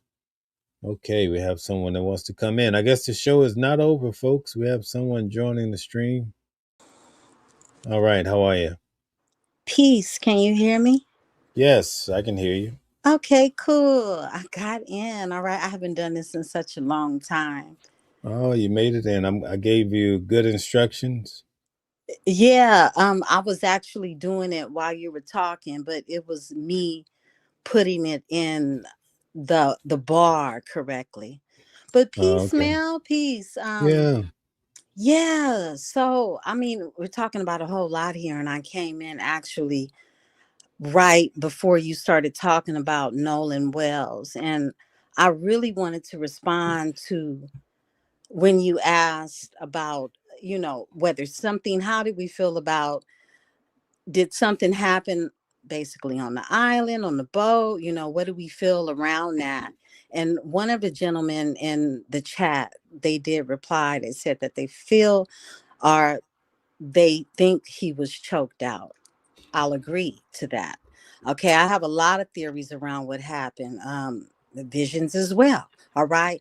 And I noticed I looked at you when you read his actual reply to the question you asked. You took a deep swallow yourself, okay, when you read it. And I was like, oh, okay, we hitting on something because I share the same sentiments as the young man has stated in the chat. I do believe that Nolan was choked out. Okay. This is what I believe. And I believe those boys were actually fleeing from the island. Now, I've been looking at different videos in response to really the whole logistics around the operation of the boat, different ways around the village that we talk of. I went into even looking up, there is a village called Nolan, okay, the Nolan pump. Just different aspects a lot of people aren't really talking about. But I believe what I believe wholeheartedly, and just seeing different narratives of how, others are responding to what they think happened. I believe something happened on that island and those boys had to leave, right? And then even when I think about the video itself and we listen to, the girl in the background, it even comes across to me as an afterthought conversation. The panic, the realization, or even the epiphany of, oh my God, is he dead? You know what I mean? So, when you look at it from different lens and aspects of how it is this even came about, and just notes that I don't even need to read anymore because I literally see it play out. And in terms of this young man having his life taken, do I feel like we will see a sentence or even any type of penalty thrown at these boys? I can honestly say to you, it if so, with any of the involvement, with any of the evidence, it will be the bare minimum. Wow. So you think we won't see much come out of this at all? As far as a sentence being served, Right. not very much. Like I said, it would be the bare minimum. Okay, it's not going to be um, like they done the last young boy to have taken someone's life. Okay, he won't get 35 years. That's for sure. We already know that. Um, but in terms of a sentence, money talks. Okay, your surname, your last name speaks very loud. Connections speak even louder. And we know that we're actually dealing with someone who has all the divine connections needed to be able to not have anything pent on them and to walk away. Now, will this boy's life be changed? Will these children lives be changed completely because of it? Yes. Yes. Okay. It will. So sometimes when you're thinking from really a common state of mind, you have to know that it won't always be the judge behind the desk that gives the true ruling of what will happen to these boys. So do I have faith in the judicial system when it comes to where we're talking about, and particularly with Mississippi? No, I do not. However, I do have faith that these boys will serve a sentence, but it may not be the sentence that is handed down to them by the person in the robe with the gavel. Hmm. They will Wow. be. They will. Justice will happen, and it will definitely play out. And it won't be the last time we hear the names of everyone involved. Trust and Hmm. believe me on that one. Wow. That's interesting. I have a different take on it, but we'll see how it all plays out. Yeah, I mean that's really all we can do. But I know that this was no accident. Okay, the disregard, the disrespect, the disconnect to even just humanity, the at the level that is involved in even anyone being concerned. If it wasn't for the people in social media, if it wasn't for all of these, hey, let's call them Nancy Drew investigators, Scooby Doo, call them what you want to, okay? But if it wasn't for them, this would be just another dead Black boy. Wow. Here's my take. Usually I try to stay from giving my take, but I'll tell you this. I think when Ben Crump gave the press conference for the preliminary autopsy, I think that set the stage for basically the grand jury to be a formality. And I think by the time all that plays out, this case is going to be dead as a wedge. That's what I see. But I could be wrong.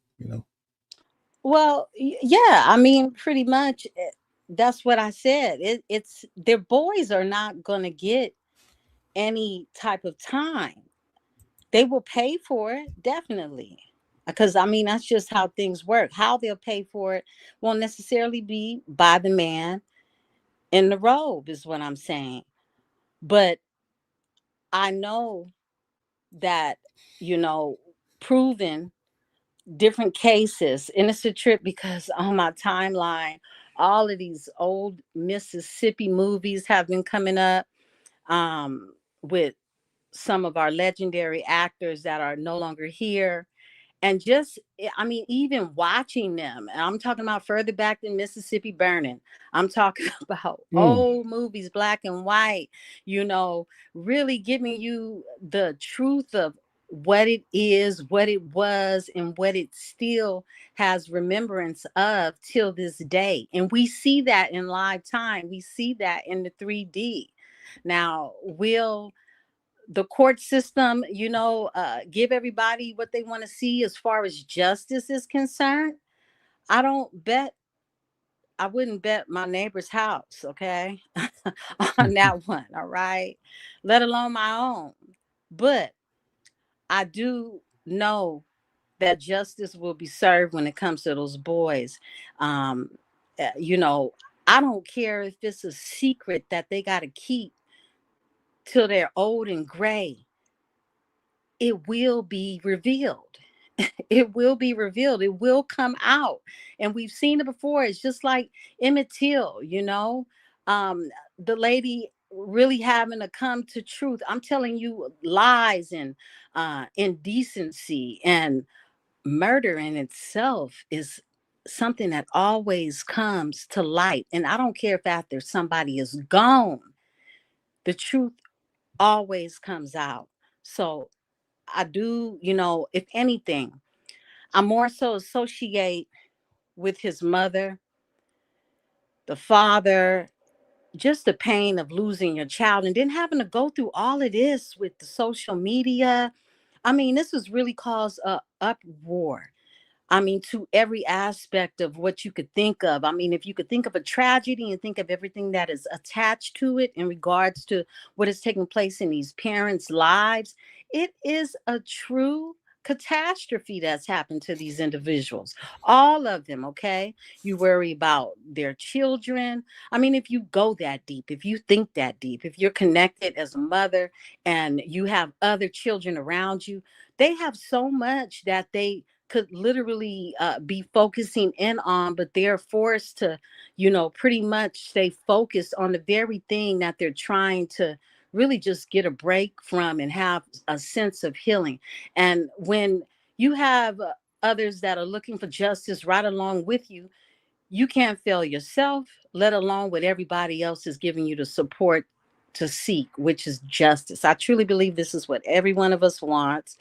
Um, and it doesn't care what it is. This is why, to me, it wouldn't matter if he was drunk as a skunk or, if he was high as a lullaby.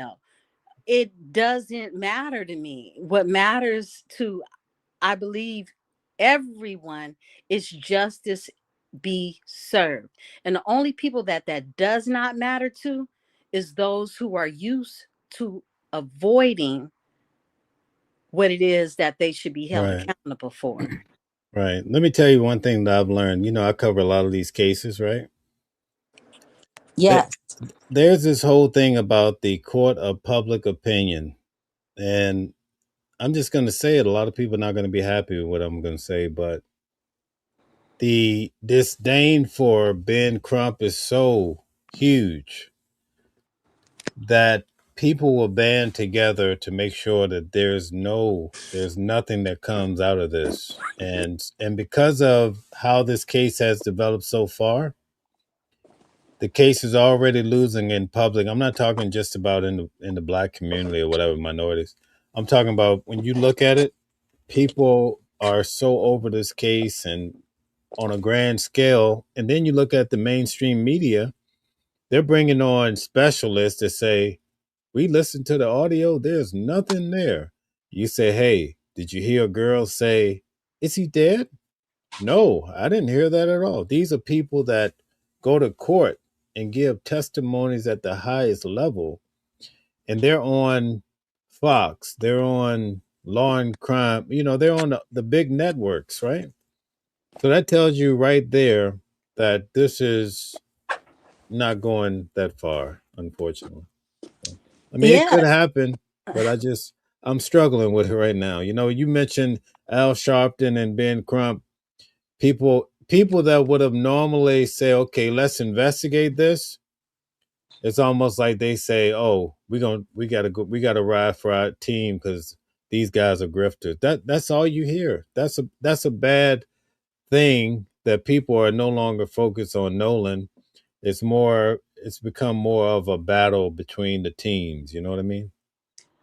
I totally agree. And I was the first one to say in one of your earlier lives, in the chat, that I am not a fan of Crump. Okay. I am not. I like him just as much as I like Trump. Okay. And that's absolutely, I'm I'm not impressed by either one of them in no form or fashion, right? However, I do, and I said this, I wish the upcoming lawyers that are looking to make a name, okay, at least to have a big case. There's some really intelligent lawyers and other teams, all right, that could have taken this case on. But when you have a high profile, it's like seeing gold over silver.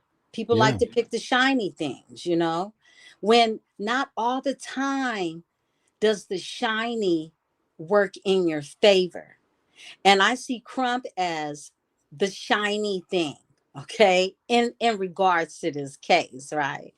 And picking the shiny thing brought too much glitz and glam to everything. So everybody feels like, oh yeah, now it's some type of Hollywood, movie or something because he is involved in it. I personally I would not have chosen him. Okay, he's pro bono, whatever. People are, raising money. Crump is going to get paid, this, that, and another. I get it, but it's not even a money factor to me. Is I wish that they had another legal team. I didn't like the way the team looked in general, not just Crump, okay? And I'm a really good judge of character, okay? Needless to say, I looked at that team and I said, oh, nah. I said, they look weak. That's exactly what I said, because Mm. they do. The team itself. And it's because you cannot keep applying the same method to a whole nother situation. What really, and being a mother, what really pissed me off even more so than just things that I've seen, in other cases, is when he was at the funeral and he wanted people to chant Nolan Lives Matter. No, we are not rehashing the Black Lives Matter. We are not doing that here. And it told me a lot about his mindset, his mind frame. Yes, Nolan Lives Matter, but this is not that matter, if you dig what I'm saying. So to see him go that route and nobody chanted it. It was silence. It was crickets when he done that. Okay. And it was because it was not relatable. This was something completely different. And you can't keep applying the same methods, like I said. And this is why people who don't like him don't like him. Is because everything can't have the same hype behind it, whether we're talking about Brianna, whether we're talking about Mike, whether we're talking about any, Black life, young or old, that has been taken, Sandra, all of them. You cannot keep applying the same method, and he does that.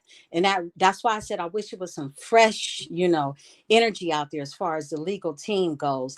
I would i would even say I would even say a lawyer in particular that, I won't share his name, but I'll say he helps the rappers out, you know what I mean? But yeah, I'm not a fan of Crump, and I'll say that with passion, because I just don't care for him and his technique on how he does use what they call race baiting. All right. And when you have people that come across like that, Mhm. then it influences others to say, look, this is exactly what he's doing. Look at him. And yeah, yeah, I've said what I think. How would you say he used race baiting when it comes to Nolan?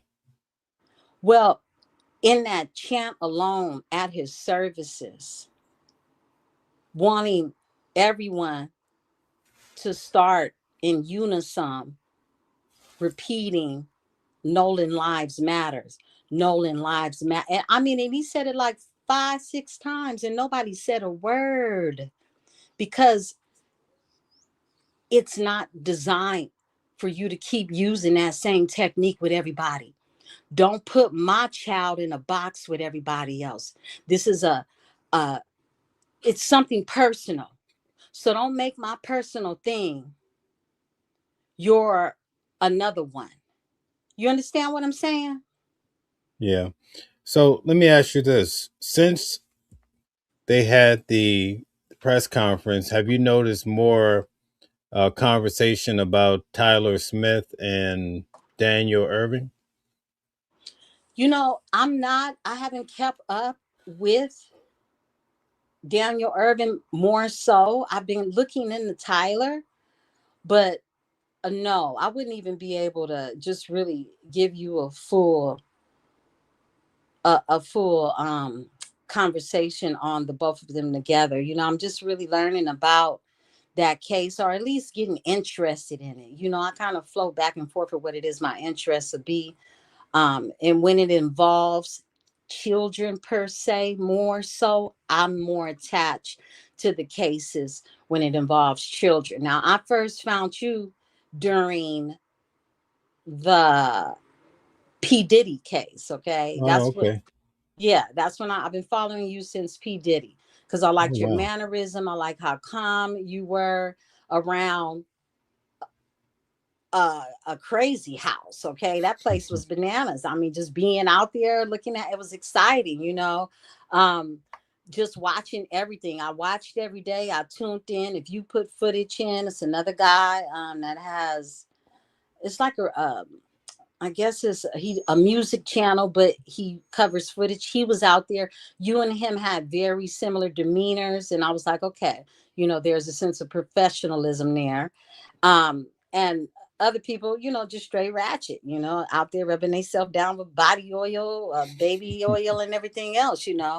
Um, you got to see people unfold, all right, and your character didn't switch up. Um, in during that time you got to see people really show who they was. You know what I mean? And Hmm. bam, you get an unfollow. It's like that. But when I found you, I just would listen to the things that you would talk about, and if it's a case that I'm interested in, I'll chime in. But when you started in Texas, and you were covering that case, I'm actually excited about Chris Brown's case as well. So I'm definitely going to be tapped in when you decide, when you start going to those hearings. Um, I'm really interested, and Well, that's how that. when it comes to Chris Brown, he pled guilty a week ago, so I'm gonna be out in London in October for his sentencing. So that's it.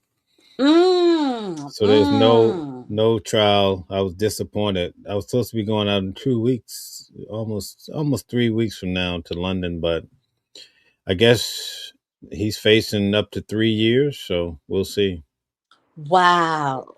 Yeah, I honestly felt like he was definitely going to get some time with that. because it's so vicious and sad. Yeah, yeah. Well, I'd like to see the sentencing or whatever, coverage that comes out of it when it comes to him. Um, wow. Yeah. Yeah. But I do think that going back to Nolan Wells, I think that we should have heard about the secondary preliminary autopsy after the first one came out. I think when the second one was read first, it set the stage, and that whole argument has been made now. And a lot of people have already made a decision, and the decision I don't think is favorable for Nolan Wells. I think whatever comes down the pipeline now, because you know what the thing is, in that reading there was no smoking gun, so it's I'm intrigued. I'll have to see what happens with it, but yeah, that's my Yeah. opinion. No, I agree. I don't understand why Crump came out with any evidence to present in terms of the autopsy. Um, I would play the same game Mississippi was playing in regards to information. I don't understand why he done that. Uh, because I wouldn't have done it, okay, personally. And I'm not a defense lawyer. However, I'm just using my common sense. I'm not going to give up the game if you're going to hold back on what it is you got. All right. And I'll understand what it is. And I know that's why I say, he's like a shiny thing. He's like a Hollywood lawyer because you're doing things to please the public when the protection of whatever information you have should literally be under lock and key, because no one is giving you anything in exchange. And if we're going to go to full force with any type of court proceedings or any type of hearings or anything like that, I'm not giving up the juice. I'm just not doing that. So why he chose to reveal what it is, um, the most thing that I would have done, okay, and that would have been only to put some fire up under other people's feet, is to reveal exactly what he revealed. We need all the organs back. And I would have kept it real short and sweet with that. We need all of Nolan's organs back. Give us his organs. I wouldn't explain anymore. That alone, if he would have played it that way, then look, all you got to do now is step back, So, Yeah. uh, that's where we get into this whole Hollywood, well, something should have been kept sacred the same way Mississippi is keeping it sacred. Hmm. Wow. Well, very good. Thank you for coming on and sharing your thoughts tonight. I really do appreciate it. Oh, likewise. Thank you for having me up. And now I know how to get on StreamYard. I'll try it Yeah. again one day. We'll see how this all plays out. Um, but it's gonna be a tough journey because number one, the kids have lawyered up. Unless somebody really speaks up, I don't see a lot changing. I could be wrong. Um, but from the fact of how they were asking people to come forward for the money or what have you, I think it's just a tough spot right now. But maybe there's a master plan that might turn out. I mean, listen, we still need the toxicology report and also to really see that primary autopsy, but we'll just have to see what happens. Yeah, we have no choice. But, other than that, justice for Nolan. And that's all that really matters. As a mother speaking, I just want his family to have as much peace as they can, because we can't walk in their shoes, but we as humans should be able to relate to injustice. Okay. So, Not all of us have that to be able to even recognize injustices because we are not used to experiencing them. But this is just another level of reality that we live in these times. These times have not gone anywhere. And for people to, and I'm not talking about the rage baiting thing. We don't need rage bait when we got pure hate and dishonesty that happens to others. The proof is in the pudding. Everything that we see is real life. So, we don't need the rage bait because it just is what it is. It still exists. The same thing that existed 100 years ago is still alive and well today. So, yeah, thank you for covering, the stories like this and really, being able to allow others to voice themselves on how they feel without being super opinionated. You got your thoughts, you hold them in, quite well. However, just wanting to see where other people are with what it is they think about the case in general. It allows people to even grieve with the family, whether you realize that or not. A lot of people are on here grieving in their own way because of the injustices that continue to happen in America alone. So I'll leave Right. that right there. Well, thank you so much. I really do appreciate it. We have Wayne Norman that says the smoking gun is the CETO audio isolation. The publishing of the isolation forced the authorities to investigate the call thoroughly using isolation methods. I really do understand that, Wayne. If you would like to come up and join us, all you have to do is hit the link. Just go into we have two streams going now. The second one is a horizontal. You have to click on that one to come in. Unfortunately, it's a StreamYard thing. So if you're in the vertical feed, that's for your cell phone. You have to actually click out of that and go to the horizontal feed. You'll be able to come in and talk about it. Looks like you might be an attorney. Feel free if anybody wants to join the conversation. We're just talking about Nolan Wells and maybe a little bit of Karmelo Anthony and Trump, and we covered Nancy Guthrie for those that like to cover that. So anyway, I had one more question for you, but anyway, I understand you had to go, so it's okay. All right, guys. I want to thank you for tuning in. I'm going to give one moment in case Wayne wants to come in. I was going to ask you, Empress, one last question in regards to Nolan Wells, but I will catch you on the next show. Let me breeze through a few of these comments. Robert says, no evidence of anything but a drowning till evidence turns up. Exactly. That's true. But there is some work to be done trying to figure out more about this audio because I'm pretty puzzled by that audio. Also, Robert, I would love to see some proof, some solid proof that Nolan was on the island after 4:30. I think that would be powerful for me to just say, I would come back and say, listen, we have proof now that he was on the island after 4:30. But how many days have passed and we don't have that yet? We keep hearing about it. We hear about it. Well, oh, there's people. Who are these people? Everybody's quiet, right? Preston says individual interrogation is everything. Okay, thank you. Godmind says police law enforcement uses the same tactics.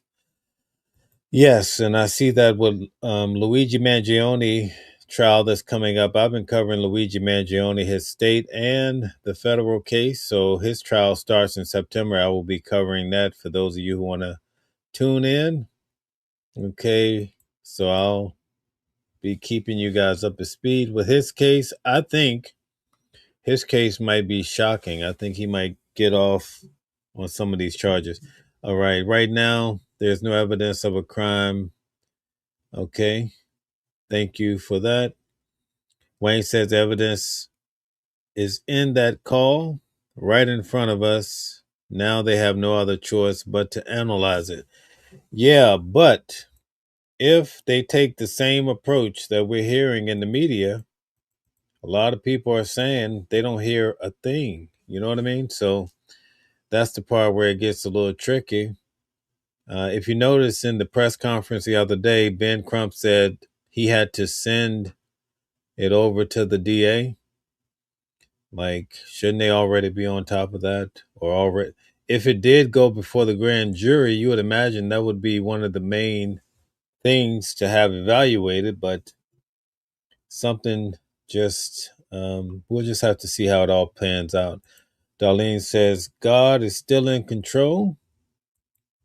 Okay, thank you. Motley Bob says that Tyler Smith case should be getting massive attention. That's what I'm saying. I'm going to be talking about that case tomorrow night, by the way. Betsy says, God be the glory and find answers in the Lord. Amen. Okay, so we have some. Robert says, do we know if Nolan could swim? Yes.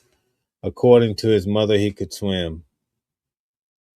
If you could find that answer, go to the United Cajun Navy. Go to their first interview about Nolan Wells. All right. It's their first interview. Emperor says, peace. My phone disconnected. Thank you. No, thank you. I enjoyed having you on the show tonight. Curtis Gilliam, good to see you. It says, put the cuffs on. So everybody's going to start talking. Absolutely.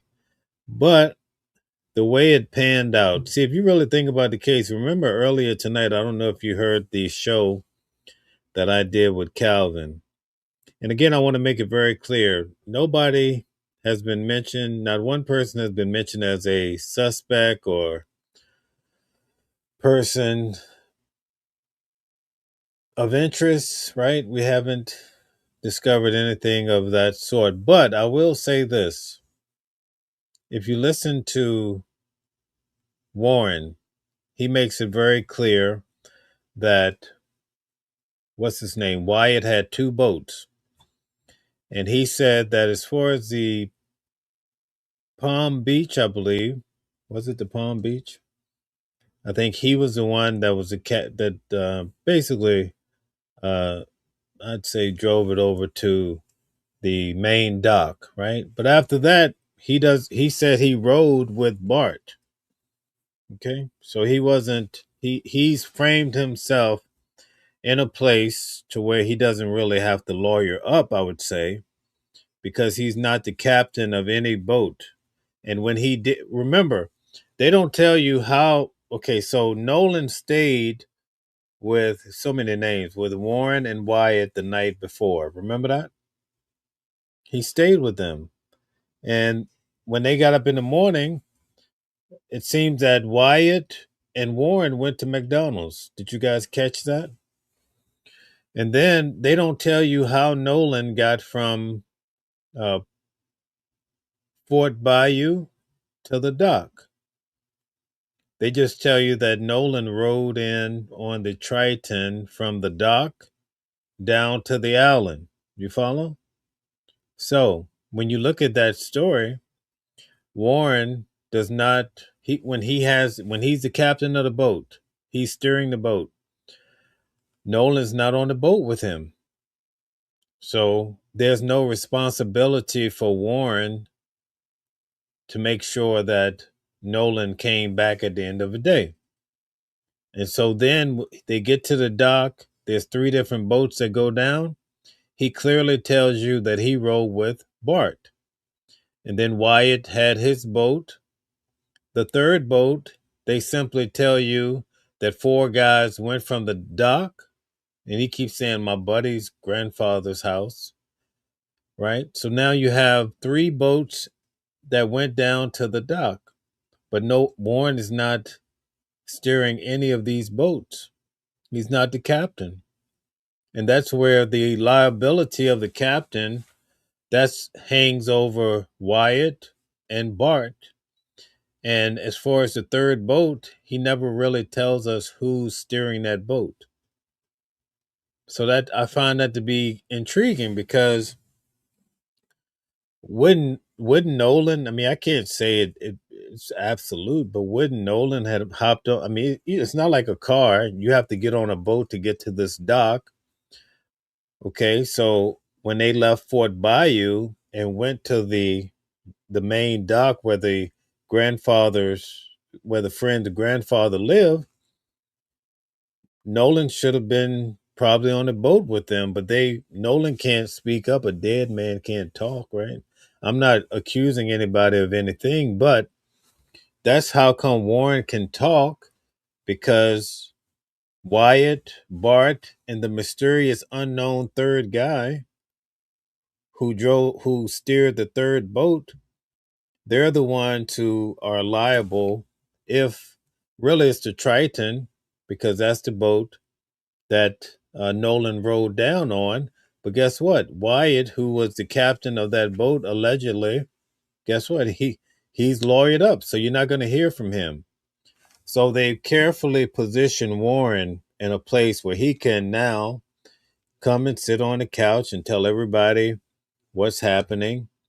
Now, one thing I will point out in regards to this case, I thought it was intriguing. I don't know the name of the show, but they had a specialist on that's body language expert. And she pointed out something really good that was mind boggling for me. She says that when a person lies, they always use the number 3. So she pretty much said that Warren wasn't telling the truth in certain places, but truthful in others. But she says he used the word 3 o'clock. At one point, there was 3 people on the boat. He used 3 like 4 times in the discussion. And I was like, what? Oh, no. One time he used 30. What was 30 for? Oh, when they asked him about, now he said he volunteered. Yeah, we're in 31 feet of water. So she really tied the 3s together to show that usually when a person is being deceitful, 3 is that number. You know, hey, what time did you get home last night? Oh, it was 3 o'clock in the morning, you know, whatever. See what I'm saying? So it's so much with the case, and I guess we'll just have to wait and see. But I thought it was quite amazing how they really have a good spokesman with Warren. And because Nolan never rode with Warren that day, according to what we know, not even from Fort Bayou over to the hold on one second, guys. Let me see if I can pull this up. Tonight is a different type of night. This is not a show. This is just hanging out with Mel tonight. So this is not my usual.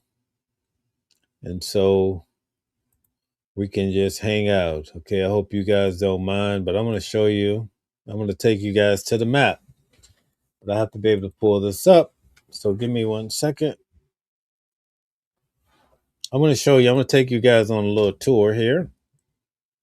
If I can find this, what I'm looking for. It's not easy. I know we were supposed to end the show, but guess what? We're not ending the show. Not right now. Oh, what do you know? Look at here. I found it. All right. So give me 1 second. I'm going to give you guys a tour.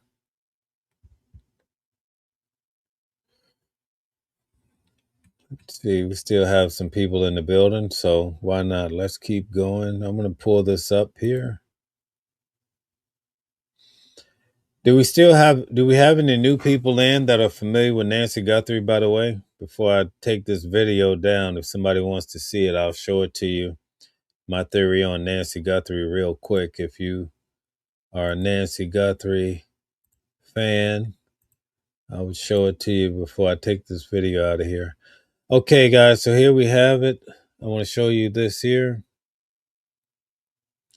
But I also want to show you, I want to break some things down. So I'm going to break down the morning in accordance with what Warren said. I'm sorry, guys. I put so much time into this over the weekend.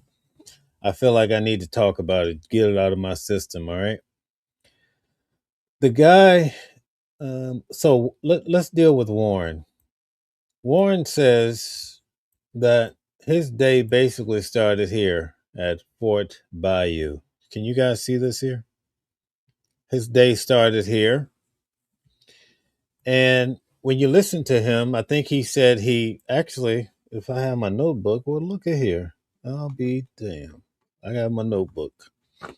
I was taking notes, guys, so I could actually be accurate today. This is beautiful. I have my notes from this morning. I went through all these videos several times. I could tell you probably more about Warren in that day than he can tell you. So anyway, all right. So Warren, yeah.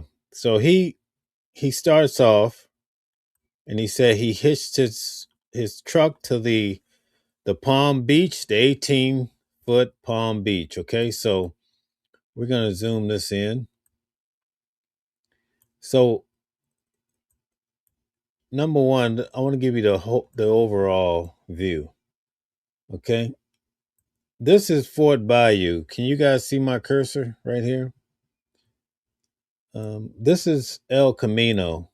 El Camino is the address that they redacted, but if you look in, you'll be able to see pretty much here. Let's see.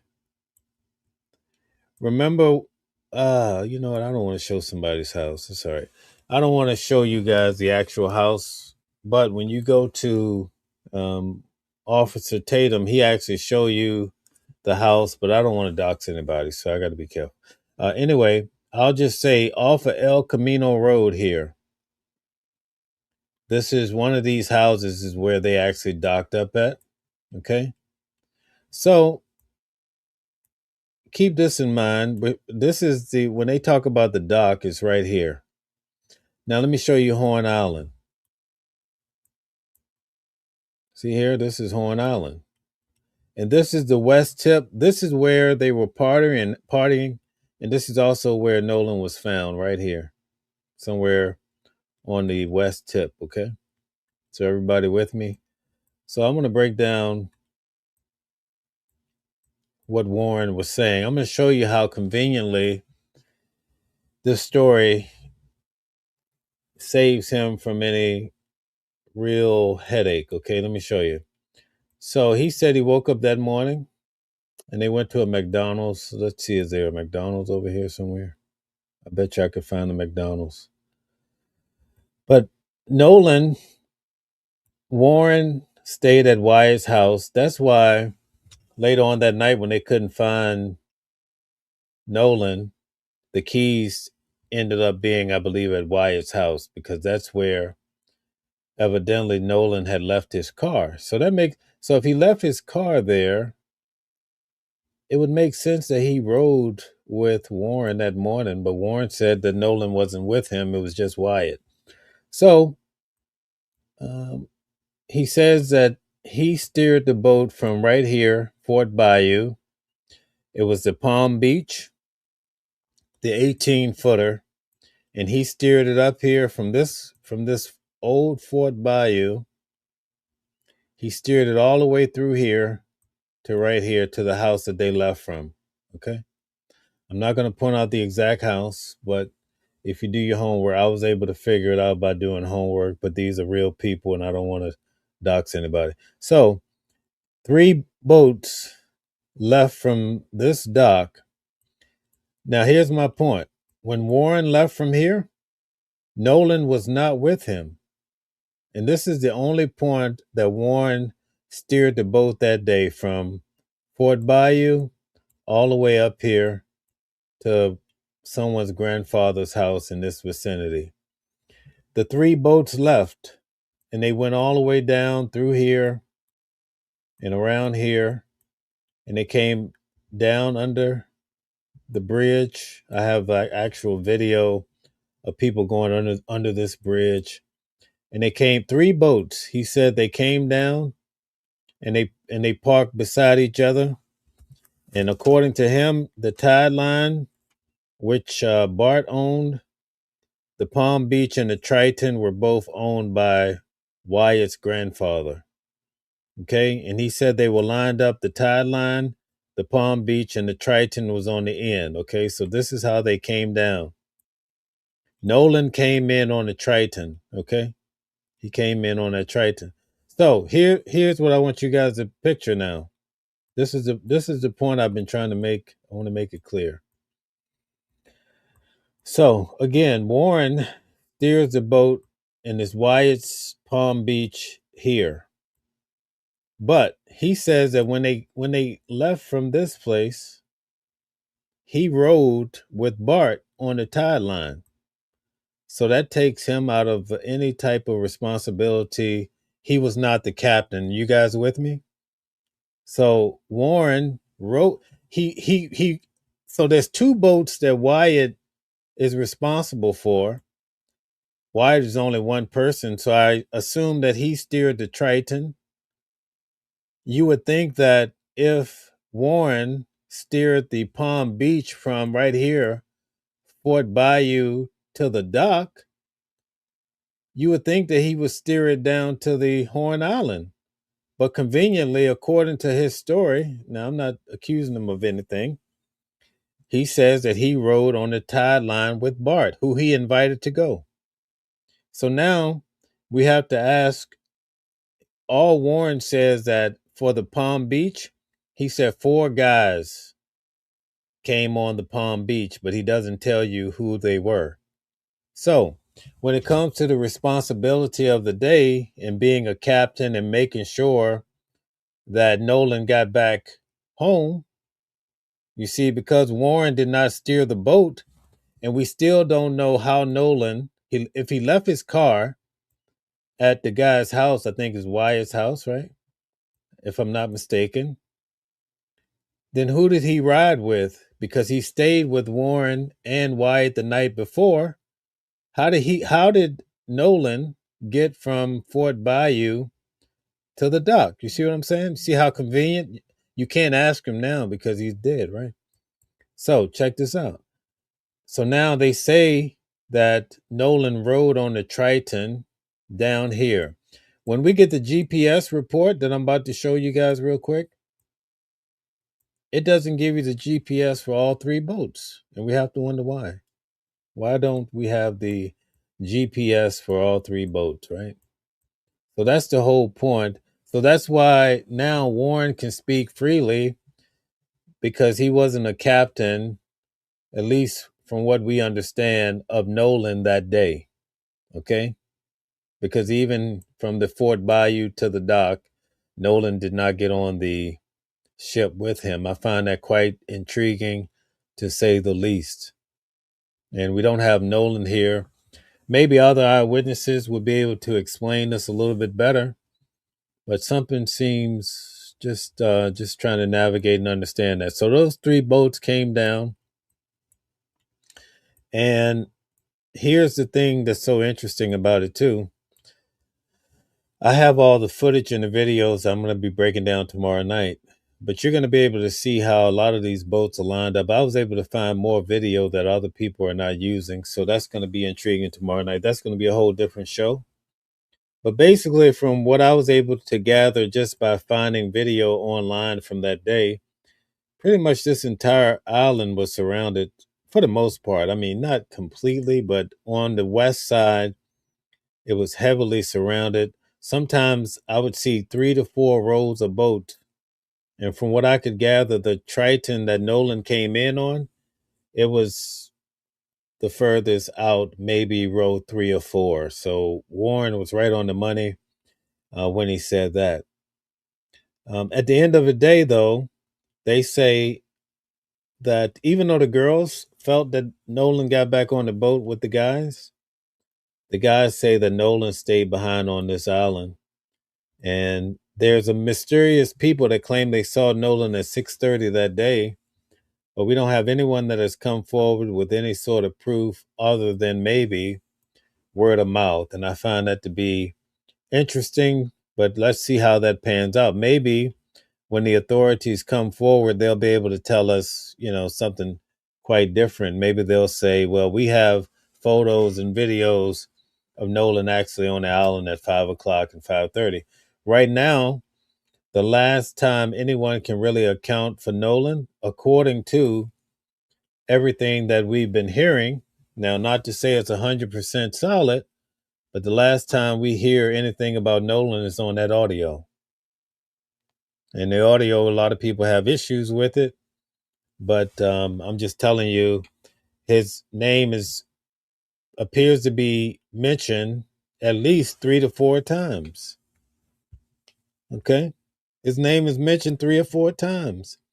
And I already broke down. See, here's the thing, guys. I want to show this to you.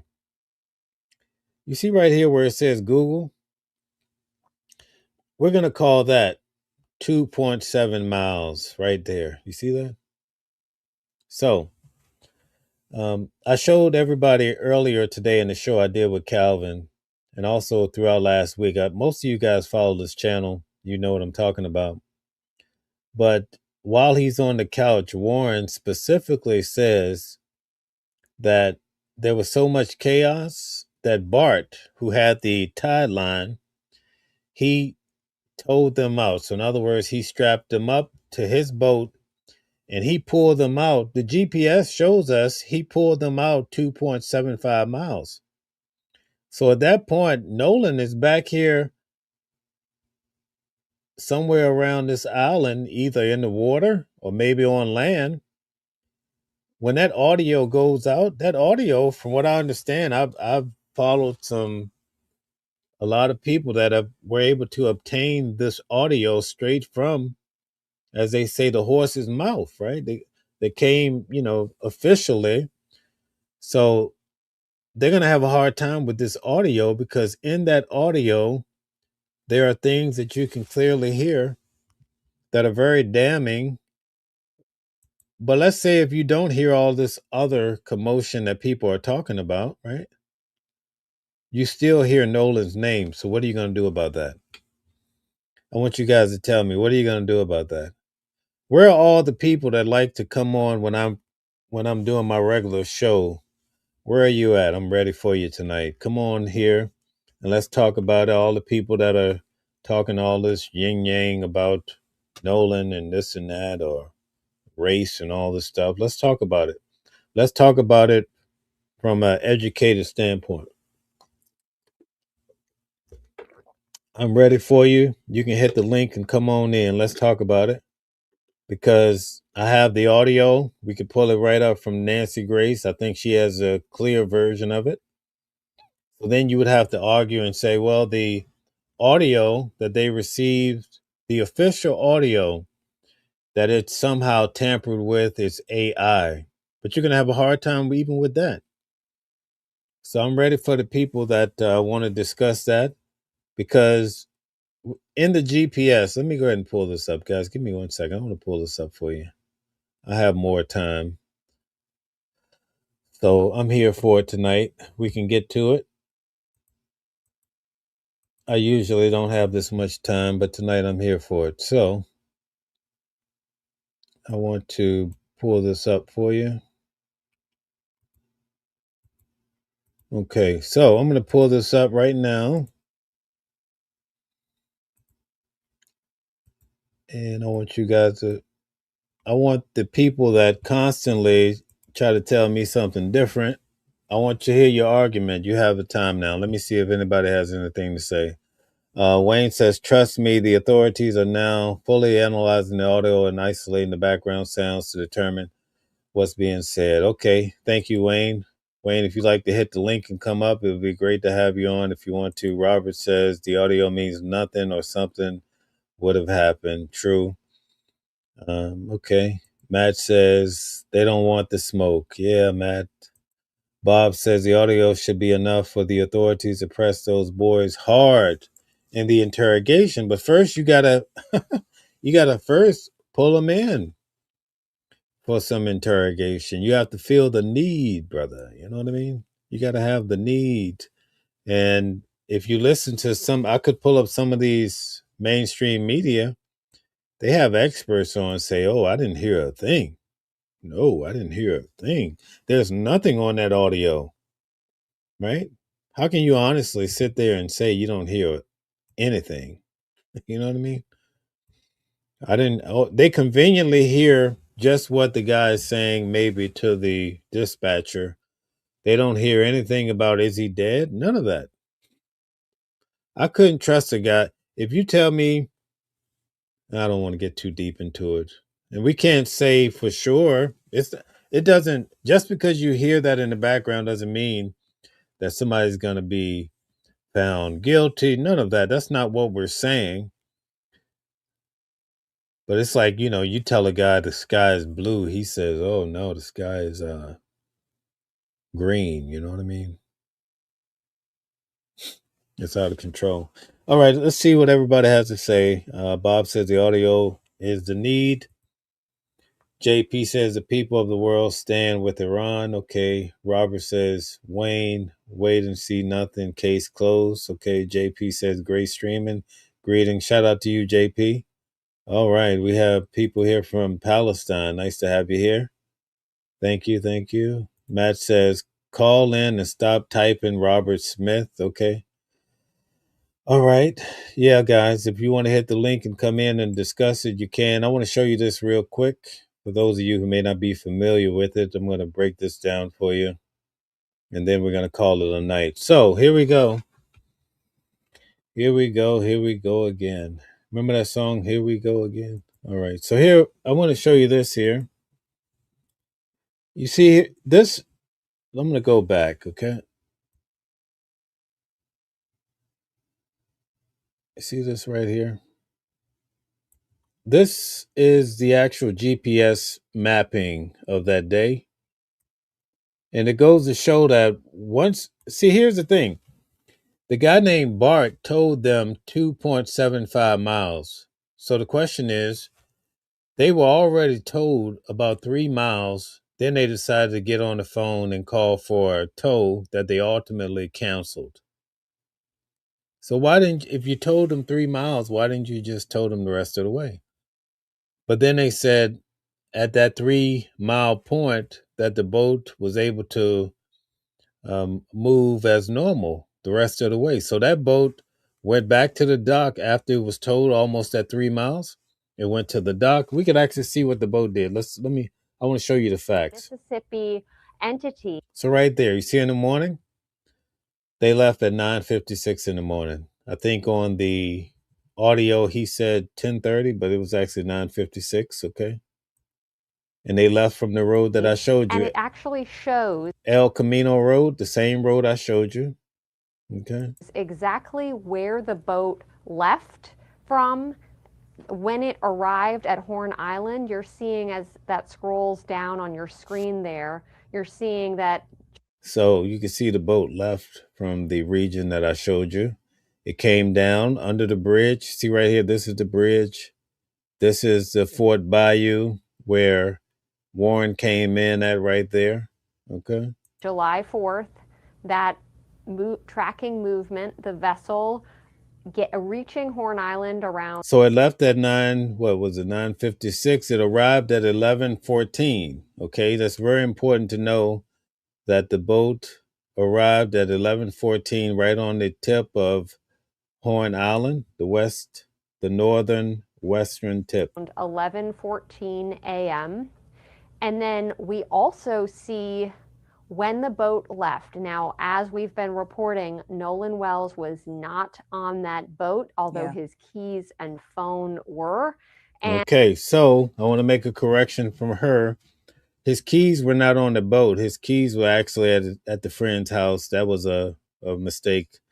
At any rate, his phone was on it. She claims that Nolan was not on the boat, okay? But here you have it at 16:31, 4:31. The vessel has the name of the vessel, departs to the west tip of Horn Island. And it was towed, see that, approximately 2.75 miles before normal operation resumed. You see that? This is from CBS. This is not from Watching the World. I'm showing you guys the facts, right? So when the call is made by Wyatt to sea tow, they're actually 2.75 miles at sea. Remember, Officer Tatum said no, they were right by the shore, and that's why he couldn't have been lying there dead because there was so many people around. They were right there in the boats. No, that's not true. They were actually towed out, right? And the girl, Katie, according to her sister Gracie, they were under the impression that Nolan got back on the boat with the guys. That's I showed you guys that. I could show you again from the New York Post, right? I showed that earlier. Just go back and check it out. I don't want to keep you guys here all night. So that was at 4:31 that the boat left. It was towed 2.75 miles. When Warren called Cito, he gave them the coordinates. The coordinates is almost 3 miles out. But while Warren was sitting on the couch, Warren said that they were towed out a quarter of a mile. I can understand. Maybe he just didn't understand a quarter of a mile from 3 miles. But we have the actual GPS. Then you see here at roughly another hour, it took them about an hour, the vessel arrived at El Camino Road again. See that? Okay, now check this out. I want to show you what else. Now, this boat that had all this trouble, let me show you what else that boat did the rest And of the so day. we see the boat then go and actually dock at a different location, then drive overland to the home of the owners of the boat. So this is new information that is all being reviewed by investigators who are. Okay, so that boat, ultimately at the end of the day, it went right back. Remember, if you watch the video with Warren and Officer Tatum, he tells you that he came in off of Fort Bayou. At the end of the day, it appears that this boat went back the same way that they came from, pretty much, and they went back to the home in Biloxi, I believe. So the boat actually went back to its original place at the end of the day. But when we look at the actual report, that boat went back to the dock. An hour later, it goes to Fort Bayou. It goes back to the dock. So that's this boat that was flooding was moving around pretty heavy for the rest of the day. Okay. So it's important for you to be able to understand these facts. And this is right here. This is CBS News. And you can find this yourself if you really want to, understand more about this case. Okay. I'm going to show you. Let's see here. I'm going to show you this call. Now, keep this in mind. I just showed you where they were told to, right? This is where the problem comes in for the case. So usually when I'm having my show, I get all these people that are saying things in the audience. So I figured let's have a chat, but I can't find anybody now. I guess everybody's gone. But I would love to have each individual state your claim so we could talk about it. But here's what Nancy Grace was able to decipher as far as now, keep this in mind. They're out 3 miles almost, and we know that because Wyatt calls in the coordinates. But here's another little fact for you, for those of you who might have a hard time digesting this. In the call, I believe it's the kid. He says that he volunteers to say that they're 31 feet. You can't be 31 feet right by the shoreline. So that's another indication too. Okay. But at any rate, they're out 3 miles. Warren says that that's when the call is made to Cito after Bart told them away. Okay. So think about that. Nolan should not be discussed at all. Nolan should not be discussed at all because he should be back on the land with the girl. Okay. But notice what's being said on a boat that's 3 miles out and Nolan is nowhere to be found. Check this out. Tell me if this doesn't sound strange to you. They thought Nolan was dead.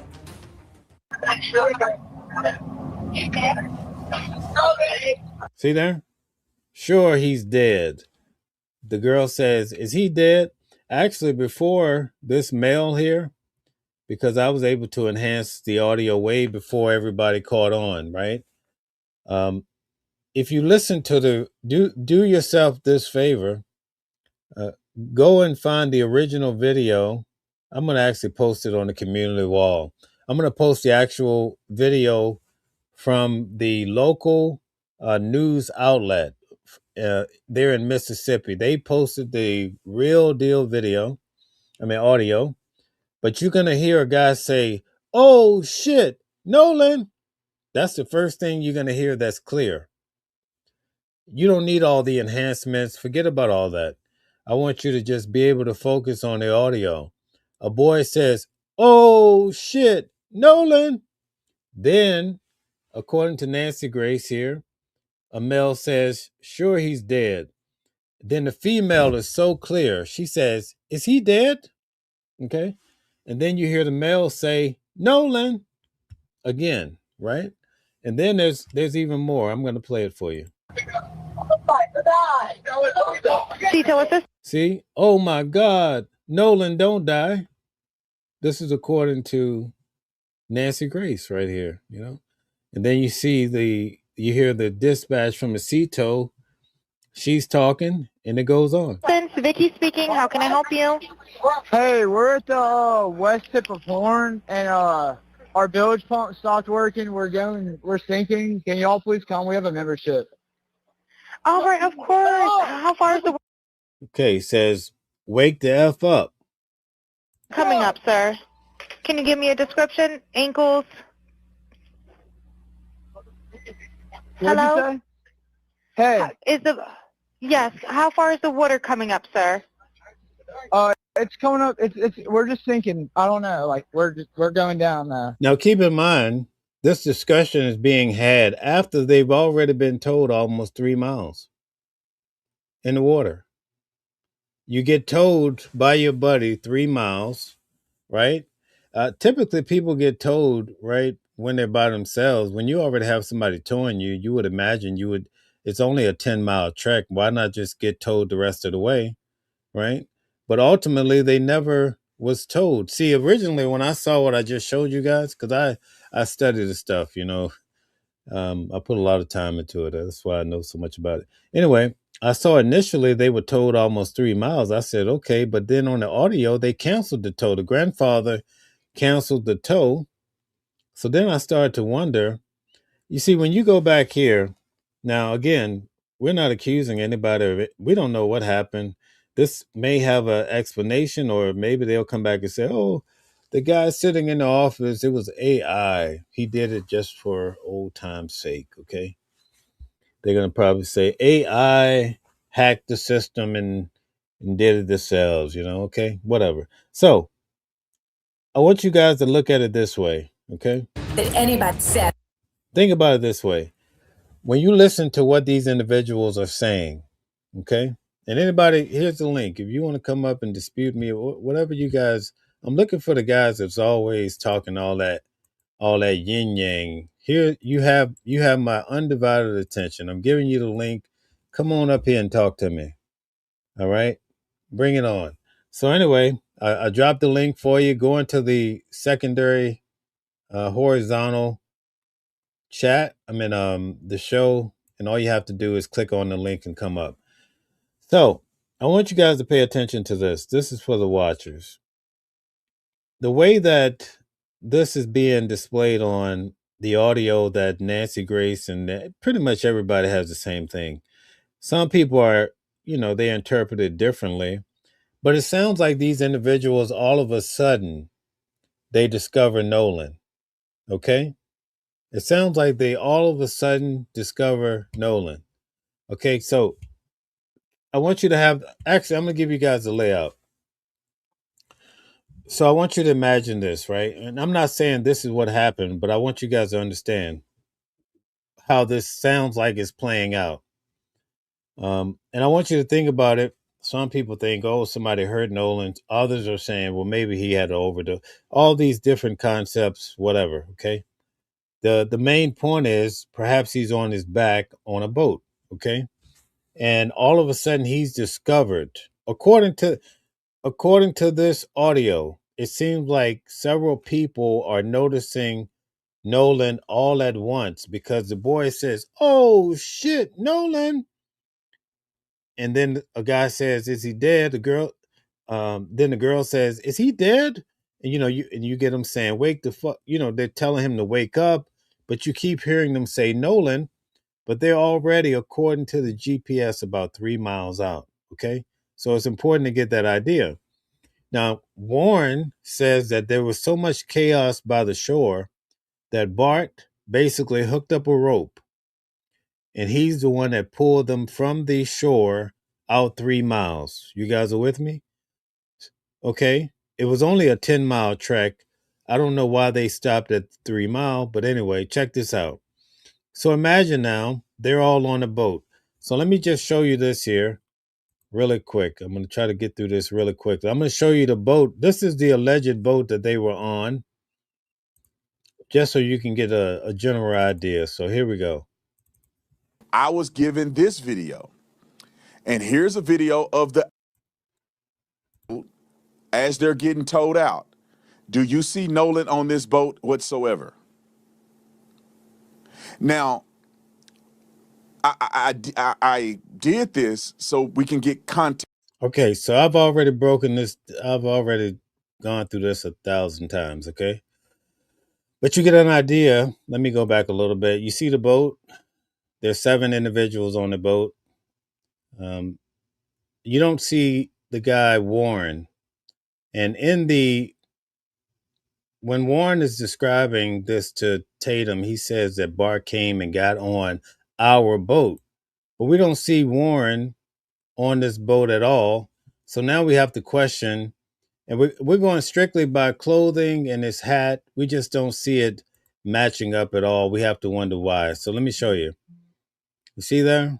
This would be Warren on the far left with the orange shorts on, we assume, with the red beads on.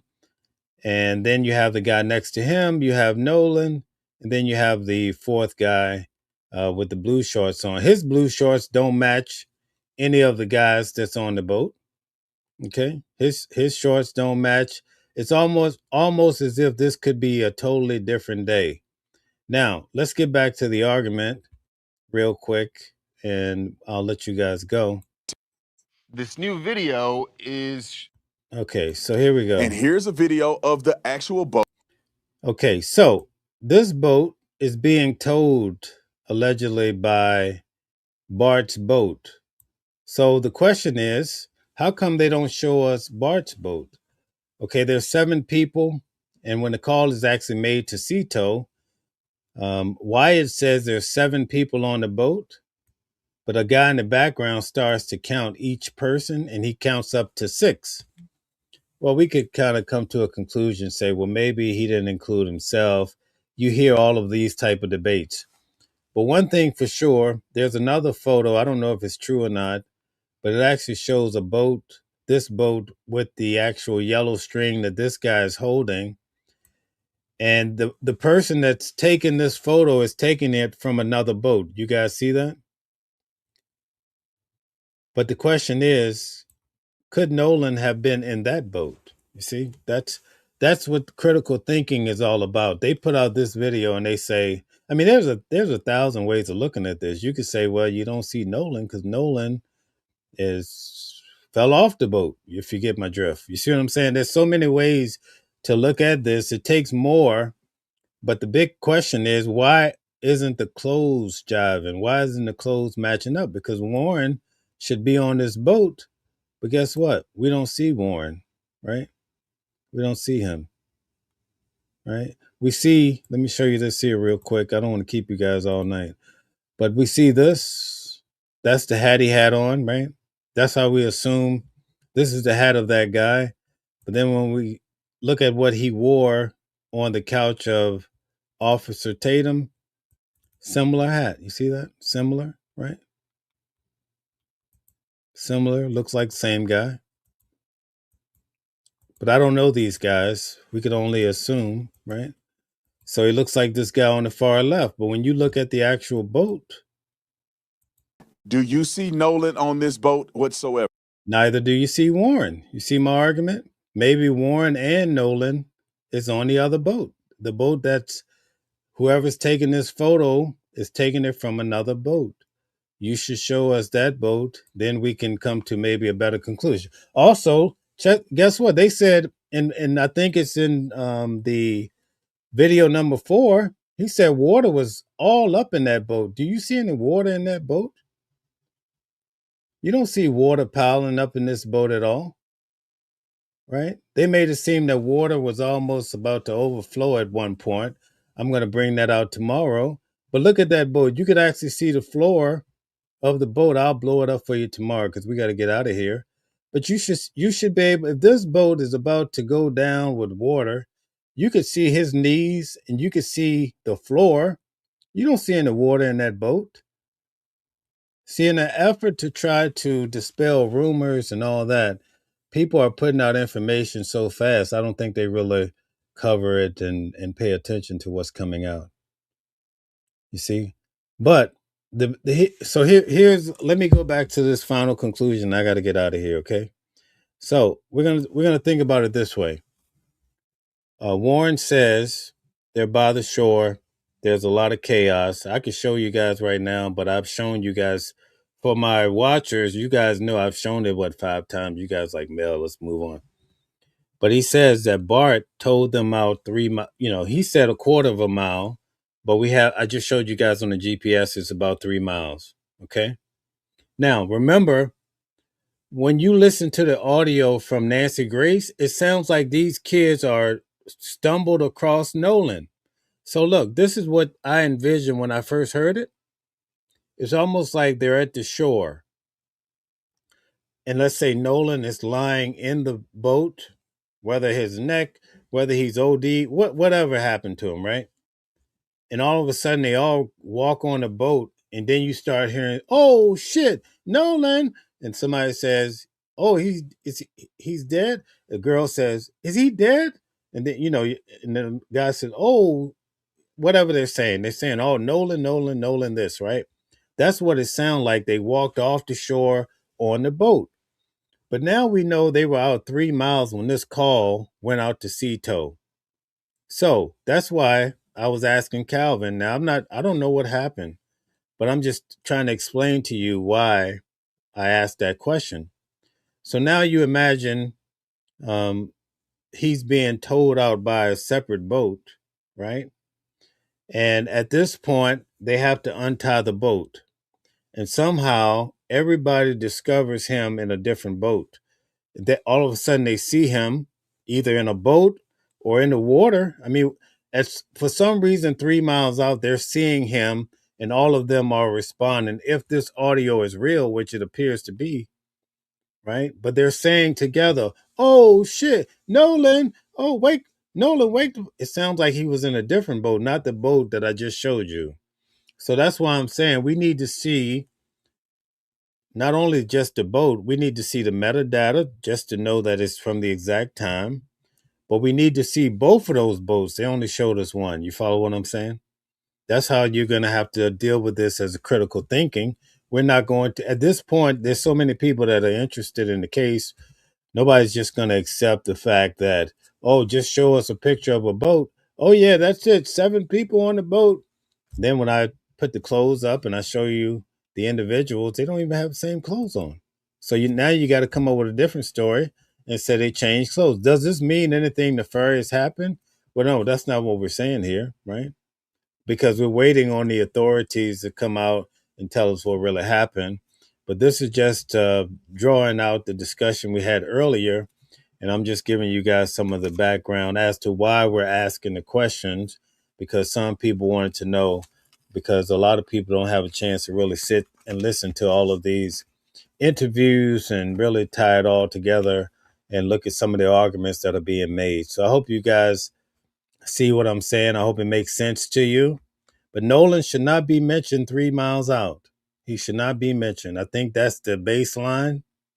But yet, all of a sudden, you get all these people that discover Nolan. My argument is he was in a different boat. And when they saw him, and so what happens is, we're going to say Wyatt because this is the information that's floating. Wyatt calls Sea Tow. Okay, he calls Sea Tow according to Warren after they're towed out a quarter of a mile. So either way, Nolan is out of the picture. He calls Sea Tow. He picks up, and the phone is recording the background. Oh shit, Nolan, is he dead? Oh, he's dead. You know, Nolan. You follow what I'm saying? But Nolan is back on the island. On top of that, nobody has put out any information other than TMZ and some other networks are saying, well, there's a witness that said they saw Jesus in the year of the first century, right? Okay, we get it. Oh, there's somebody that said they saw Nolan at 6:30. At this point, we're not going to accept that because everybody wants to know what happened to Nolan. In court, in order to, Calvin explained it earlier, in order to get anything in the court, you really have to have substantiated the information. So why not? Since you guys have so much on Nolan being left behind, give us one photo. I'll be the first person to come out and tell you guys, listen, such and such network, look, here we go. We have a photo. Here's Nolan walking on the island and he's holding a lemonade. And guess what? The guys left at 4:30. Here's Nolan at 5:18. See, Nolan was on the island. We don't have that. We just have people bullshitting. That's all. They telling us anything. Oh yeah. Somebody saw him at 6:30. Who said that? Oh, Warren. You think we're gonna listen to Warren? You got to be out of your rabbit mind. We're not going to listen to anybody involved. Not to say that he's done anything wrong.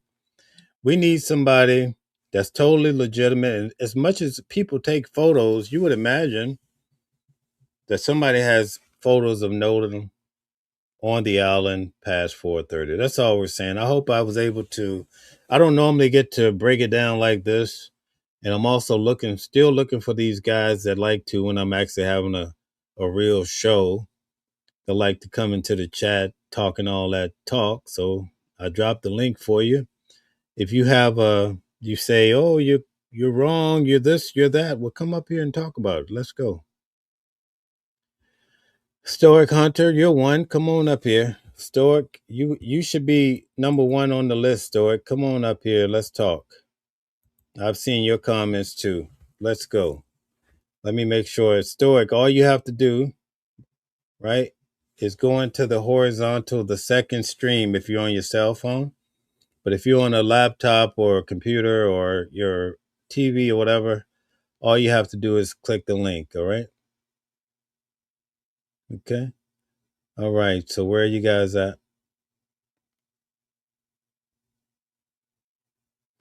All right. Go ahead and click the link. And you can come up and make your argument or show me the fallacy and what in the questions that we're asking.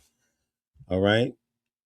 I'll give you a couple more minutes, so we'll call it quits for tonight. So any of you guys that are trying to make an argument about something, here's your time. Just click the link and you can come in and we can have a discussion about it. I'm ready for it. You could be the attorney. You could be the judge. I don't care who you are. Come on in. Let's talk about it. Show me where there's a fallacy in the questions that we're asking about Nolan.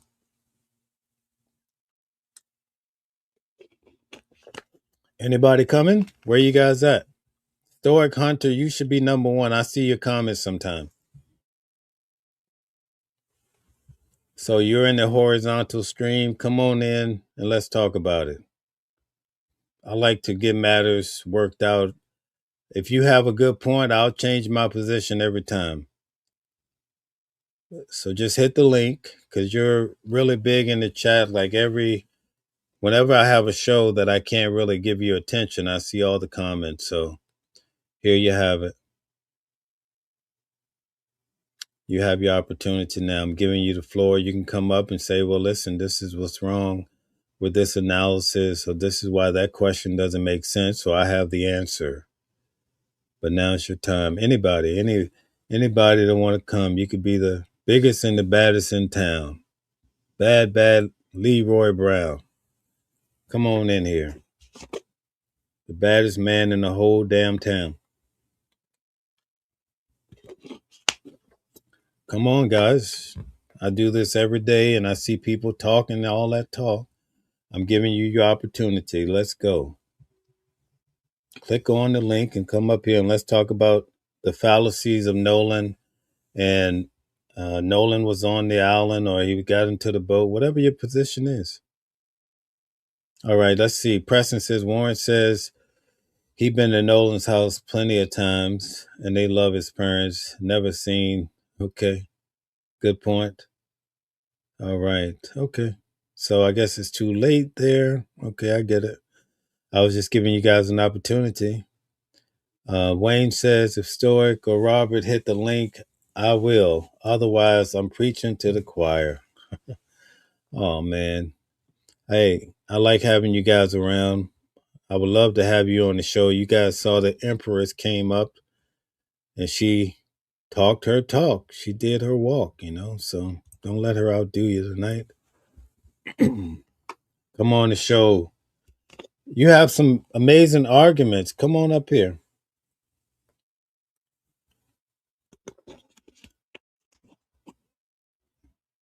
So I guess you guys are not coming.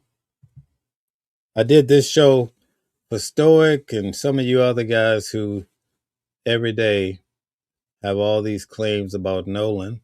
So I laid out my argument, and now I'm ready for you guys to come on up here. Empress came up. She found her way. I told her, I says, go here, go there. And she popped right on in. So I'm going to give you guys 2 more minutes. I don't want to hear about it's 12 o'clock at night. I don't want to hear about you being in Africa in a sand dune. I don't want to hear none of that. I want you to come in here because you guys do this when I have my regular shows and I can't address it. You see what I'm saying? So you guys you got to come in here tonight. Come in here and get this haircut. I'm going to give you a fade tonight, both of you guys. Come in here together, by the way. No, I'm just messing with you guys. Stoic and Robert, report to the main gate and make sure you have on your Trump hat. Make sure you have on that red hat when you come in here. I'm going to give you guys a haircut tonight. Come on in here. I want to hear these arguments because you do this every day. Tomorrow when I come on News at Noon and I'll be up here just, you guys, oh, Nolan, you lying about Nolan. Oh, no. So tonight I dedicate it to you. Come on in here. New Jerseyan, line them up and send them in here. Send them in a single file line. Robert, are you related to me? You a Smith? I'll be looking for you at the family reunion. All right. I guess the guys are not coming. I guess that's it for tonight, everybody. But tomorrow you guys are going to be back in here. Oh, you spreading misinformation about Nolan. I know how this goes. I give you the floor, you don't even come in. Are you guys really real? That's the question. Or are you in the bot land? Are you guys bots? Oh, Lord. You guys are bots. You mean I've been up here waiting on bots all night? This is a damn shame. Well, I guess Stoic and Robert are bots. That's terrible. Come on, guys. I was believing that you guys were real. All right, so can you at least just come in for like 2 minutes? That's all. Or send the best guy you got in town. Send me your uncles or somebody that know this Nolan case and want to talk about it. Let's go. I would just love to talk to you guys. Every day I hear they're AI. Oh my goodness. Okay, so they're AI. All right, so I guess I'll just have to ignore it tomorrow when I come in for my show. I'll just have to ignore you guys. Oh, what did Stoic tell me the other day? Oh, you just spread misinformation. I need you to tell me what's the misinformation, first of all. That's what I want to know. Robert says it's midnight somewhere. It's midnight here almost, man. All right. Okay, well, that's it, guys. I tried. I've done everything that I can. Can I pay you guys to come in? What if I pay you? I'll give you guys $25 a head to come in. Come on in here, Stoic. That'll at least cover your lunch tomorrow. Robert Smith, where you at? Oh, okay. All right. Well, all right. I guess we don't have a debate tonight. Any other scragglers coming through that want to talk about the case or what have you? Oh, it's quiet today, man. All right, guys. Well, I didn't get any takers, I guess.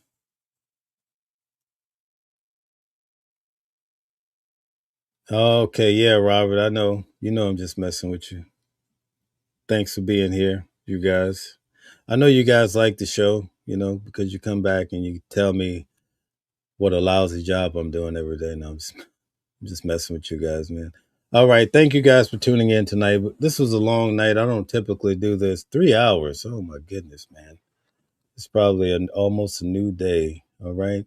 Thanks for tuning in. We covered Nolan, but I hope you guys get a chance to see what I'm talking about when it comes to Nolan Wells and how it just doesn't add up, right? When you look at it the way I laid it out tonight, it seems like Nolan was in a different boat, not the boat that we saw a video of. And I'm not saying that this is actually what happened. I'm just saying based on the audio could be somehow AI. It's very unlikely, but I'm just saying, I don't know. But it sounds like everybody at once discovers Nolan lying somewhere. And the girl says, "Is he dead?" You know what I mean? This is real talk. I want to play this one time on the way out. Okay? I'm going to play this one last time. This is Nancy Grace. Oh, my. Let me, oh, boy, I took it down. Oh, no. Let me, I'm going to play this one last time. And we're going to call it a night. None of the kids on this boat have ever admitted that anybody said that they thought Nolan was dead. Sure, he's dead. And right before that, if you go back and listen to the video, the guy says, "Oh, shit, Nolan." And then this male here says, "Sure, he's dead." He's dead. See, you hear that female? Is he dead? They try to say he's talking about a bilge pump. Boy, I tell you, you guys got to be out of your mind. Anyway, he's talking to a bilge pump. Nolan, you see that? Oh my God, Nolan, don't die. This is 3 miles at sea. I need some of you guys to come in here tonight. I want to see what you have to say about this. Detail assistance, Vicky speaking. How can I help you? Hey, we're at the west tip of Horn, and our bilge pump stopped working. We're sinking. Can y'all please come? We have a membership. Now, keep in mind, right? You saw what I should? Now, this right here is very telling. I didn't even catch this until now. You see this? He says, "Hey, we're at the west tip of Horn, and our bilge pump stopped working. We're sinking, right? Can y'all please come?" So he says they're sinking, but remember I showed you, let me show you again for those that are having a hard time here. Hold on one second. Let me see. Let me show you again. You see right here? Remember he said it's not working, right? And they're sinking. Look at this. You see this right here? At 4:31, their boat departs the west tip of Horn Island. The vessel was towed approximately 2.7 miles before normal operation resumed. This is from the official MDMR. This is from CBS reporting this, right? So they were sinking, then all of a sudden they resumed normal operation. Does that make sense to you? And they were already 2.7 miles when they made the call. And you guys just heard what was on the call, right? Right here. You just heard what was on the call. Right here. Nolan is nowhere to be found. Nobody has ever, none of the kids on this boat have ever admitted that anybody said that they thought Nolan was dead.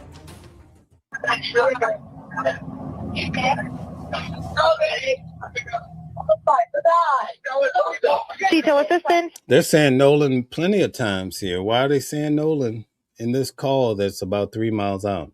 Somebody answer that? I guess we won't have an answer tonight. Thank you guys for tuning in. I hope you guys understand the questions that we're asking according to the information that came out. Again, we still have to see what the officials have to say about it. We can't say that anybody in particular did anything or a group of people did something without a shadow of a doubt. That's not what we're saying. We're just asking questions because a lot of the information that's being put out, it's just not lining up. It's not making sense at all, okay? Definitely not. And it's very important that we continue to ask questions, but we're not accusatory in any way. And we hopefully will get some direction from the legal department down in Mississippi. Although many people are doubtful, I have some hope that maybe in this case, there will be some revelations in regards to what happened on July the 4th. We've had a lot of amazing people here tonight. I see that, said Robbie, you don't possess the intellectual. Oh my goodness, man. Robert and Stoic, you guys are just, okay, guys, go easy on those guys. I like those guys. Have a good night, everybody. Thank you for hanging out with me. I'll try to do this at least once a month if I can, just to have a hangout night where we can chat. Maybe we can get some of these guys to come up and talk to me. And we could, if you have an issue with the concept, or whatever it might be, but you're going to have a hard time because the GPS, unless you're going to say, well, the GPS is lying, or you're going to have to say, oh, that audio it's a fake audio was put out. But then you're going to have to say, well, why did the official department put out that audio? So it's going to be a hard battle for you. But we look forward to seeing you guys tomorrow at noon. And Wallen, shout out to you. I'm not sure what you are referring to, but I'm pretty sure you'll definitely tell me. New Jersey says, I really enjoyed this. Mel, good night. Okay. Empress, thank you again for coming on the show. DJ Genesis, too. Empress, you're always invited to come back on the show. And we'd love to hear from you. Matt, thanks for hanging out with me. All right. Matt says they don't want to look stupid like Tatum did. Yeah, Tatum would have a hard time. I dismantled his claims. I know his fan base don't want to hear it. You know what I mean? So it is what it is, And look at there. We got a new one here. We got a bender here. Are you an airbender? You make leaves and trees move and all that stuff. That's why you do all this tough talking, I see. Okay, Good Time says, what's in the dark comes out. Definitely. Thank you, guys. And no pun intended to anybody, just a little fun. I'll see you guys tomorrow. Thanks for hanging out with me tonight for our little open discussion. We'll do it again pretty soon. Shout out to Preston. Thank you for hanging out with me all night, too. A lot of you guys. And also we have the attorney that was here, too. Shout out to Robert Smith and Stoic. I see we got Chris here. All right. Thank you guys very much. And let me see if I could find Wayne. That's who it is. Wayne, thank you for being here. M. Wallen, so many great people, low key. All right. Thank you very much. Have a good night, everybody. I'll see you tomorrow at noon Eastern Standard Time. Thank you. Different voices, but the same song. Living a world where we all belong. Breaking the chains. In the symphony of love, the thing remains. Embracing diversity, brought it days inside. Watching the world sharing love and light. Hearts beat as one in our peaceful flight. Colors of harmony, painting the night. United we stand in love's pure might.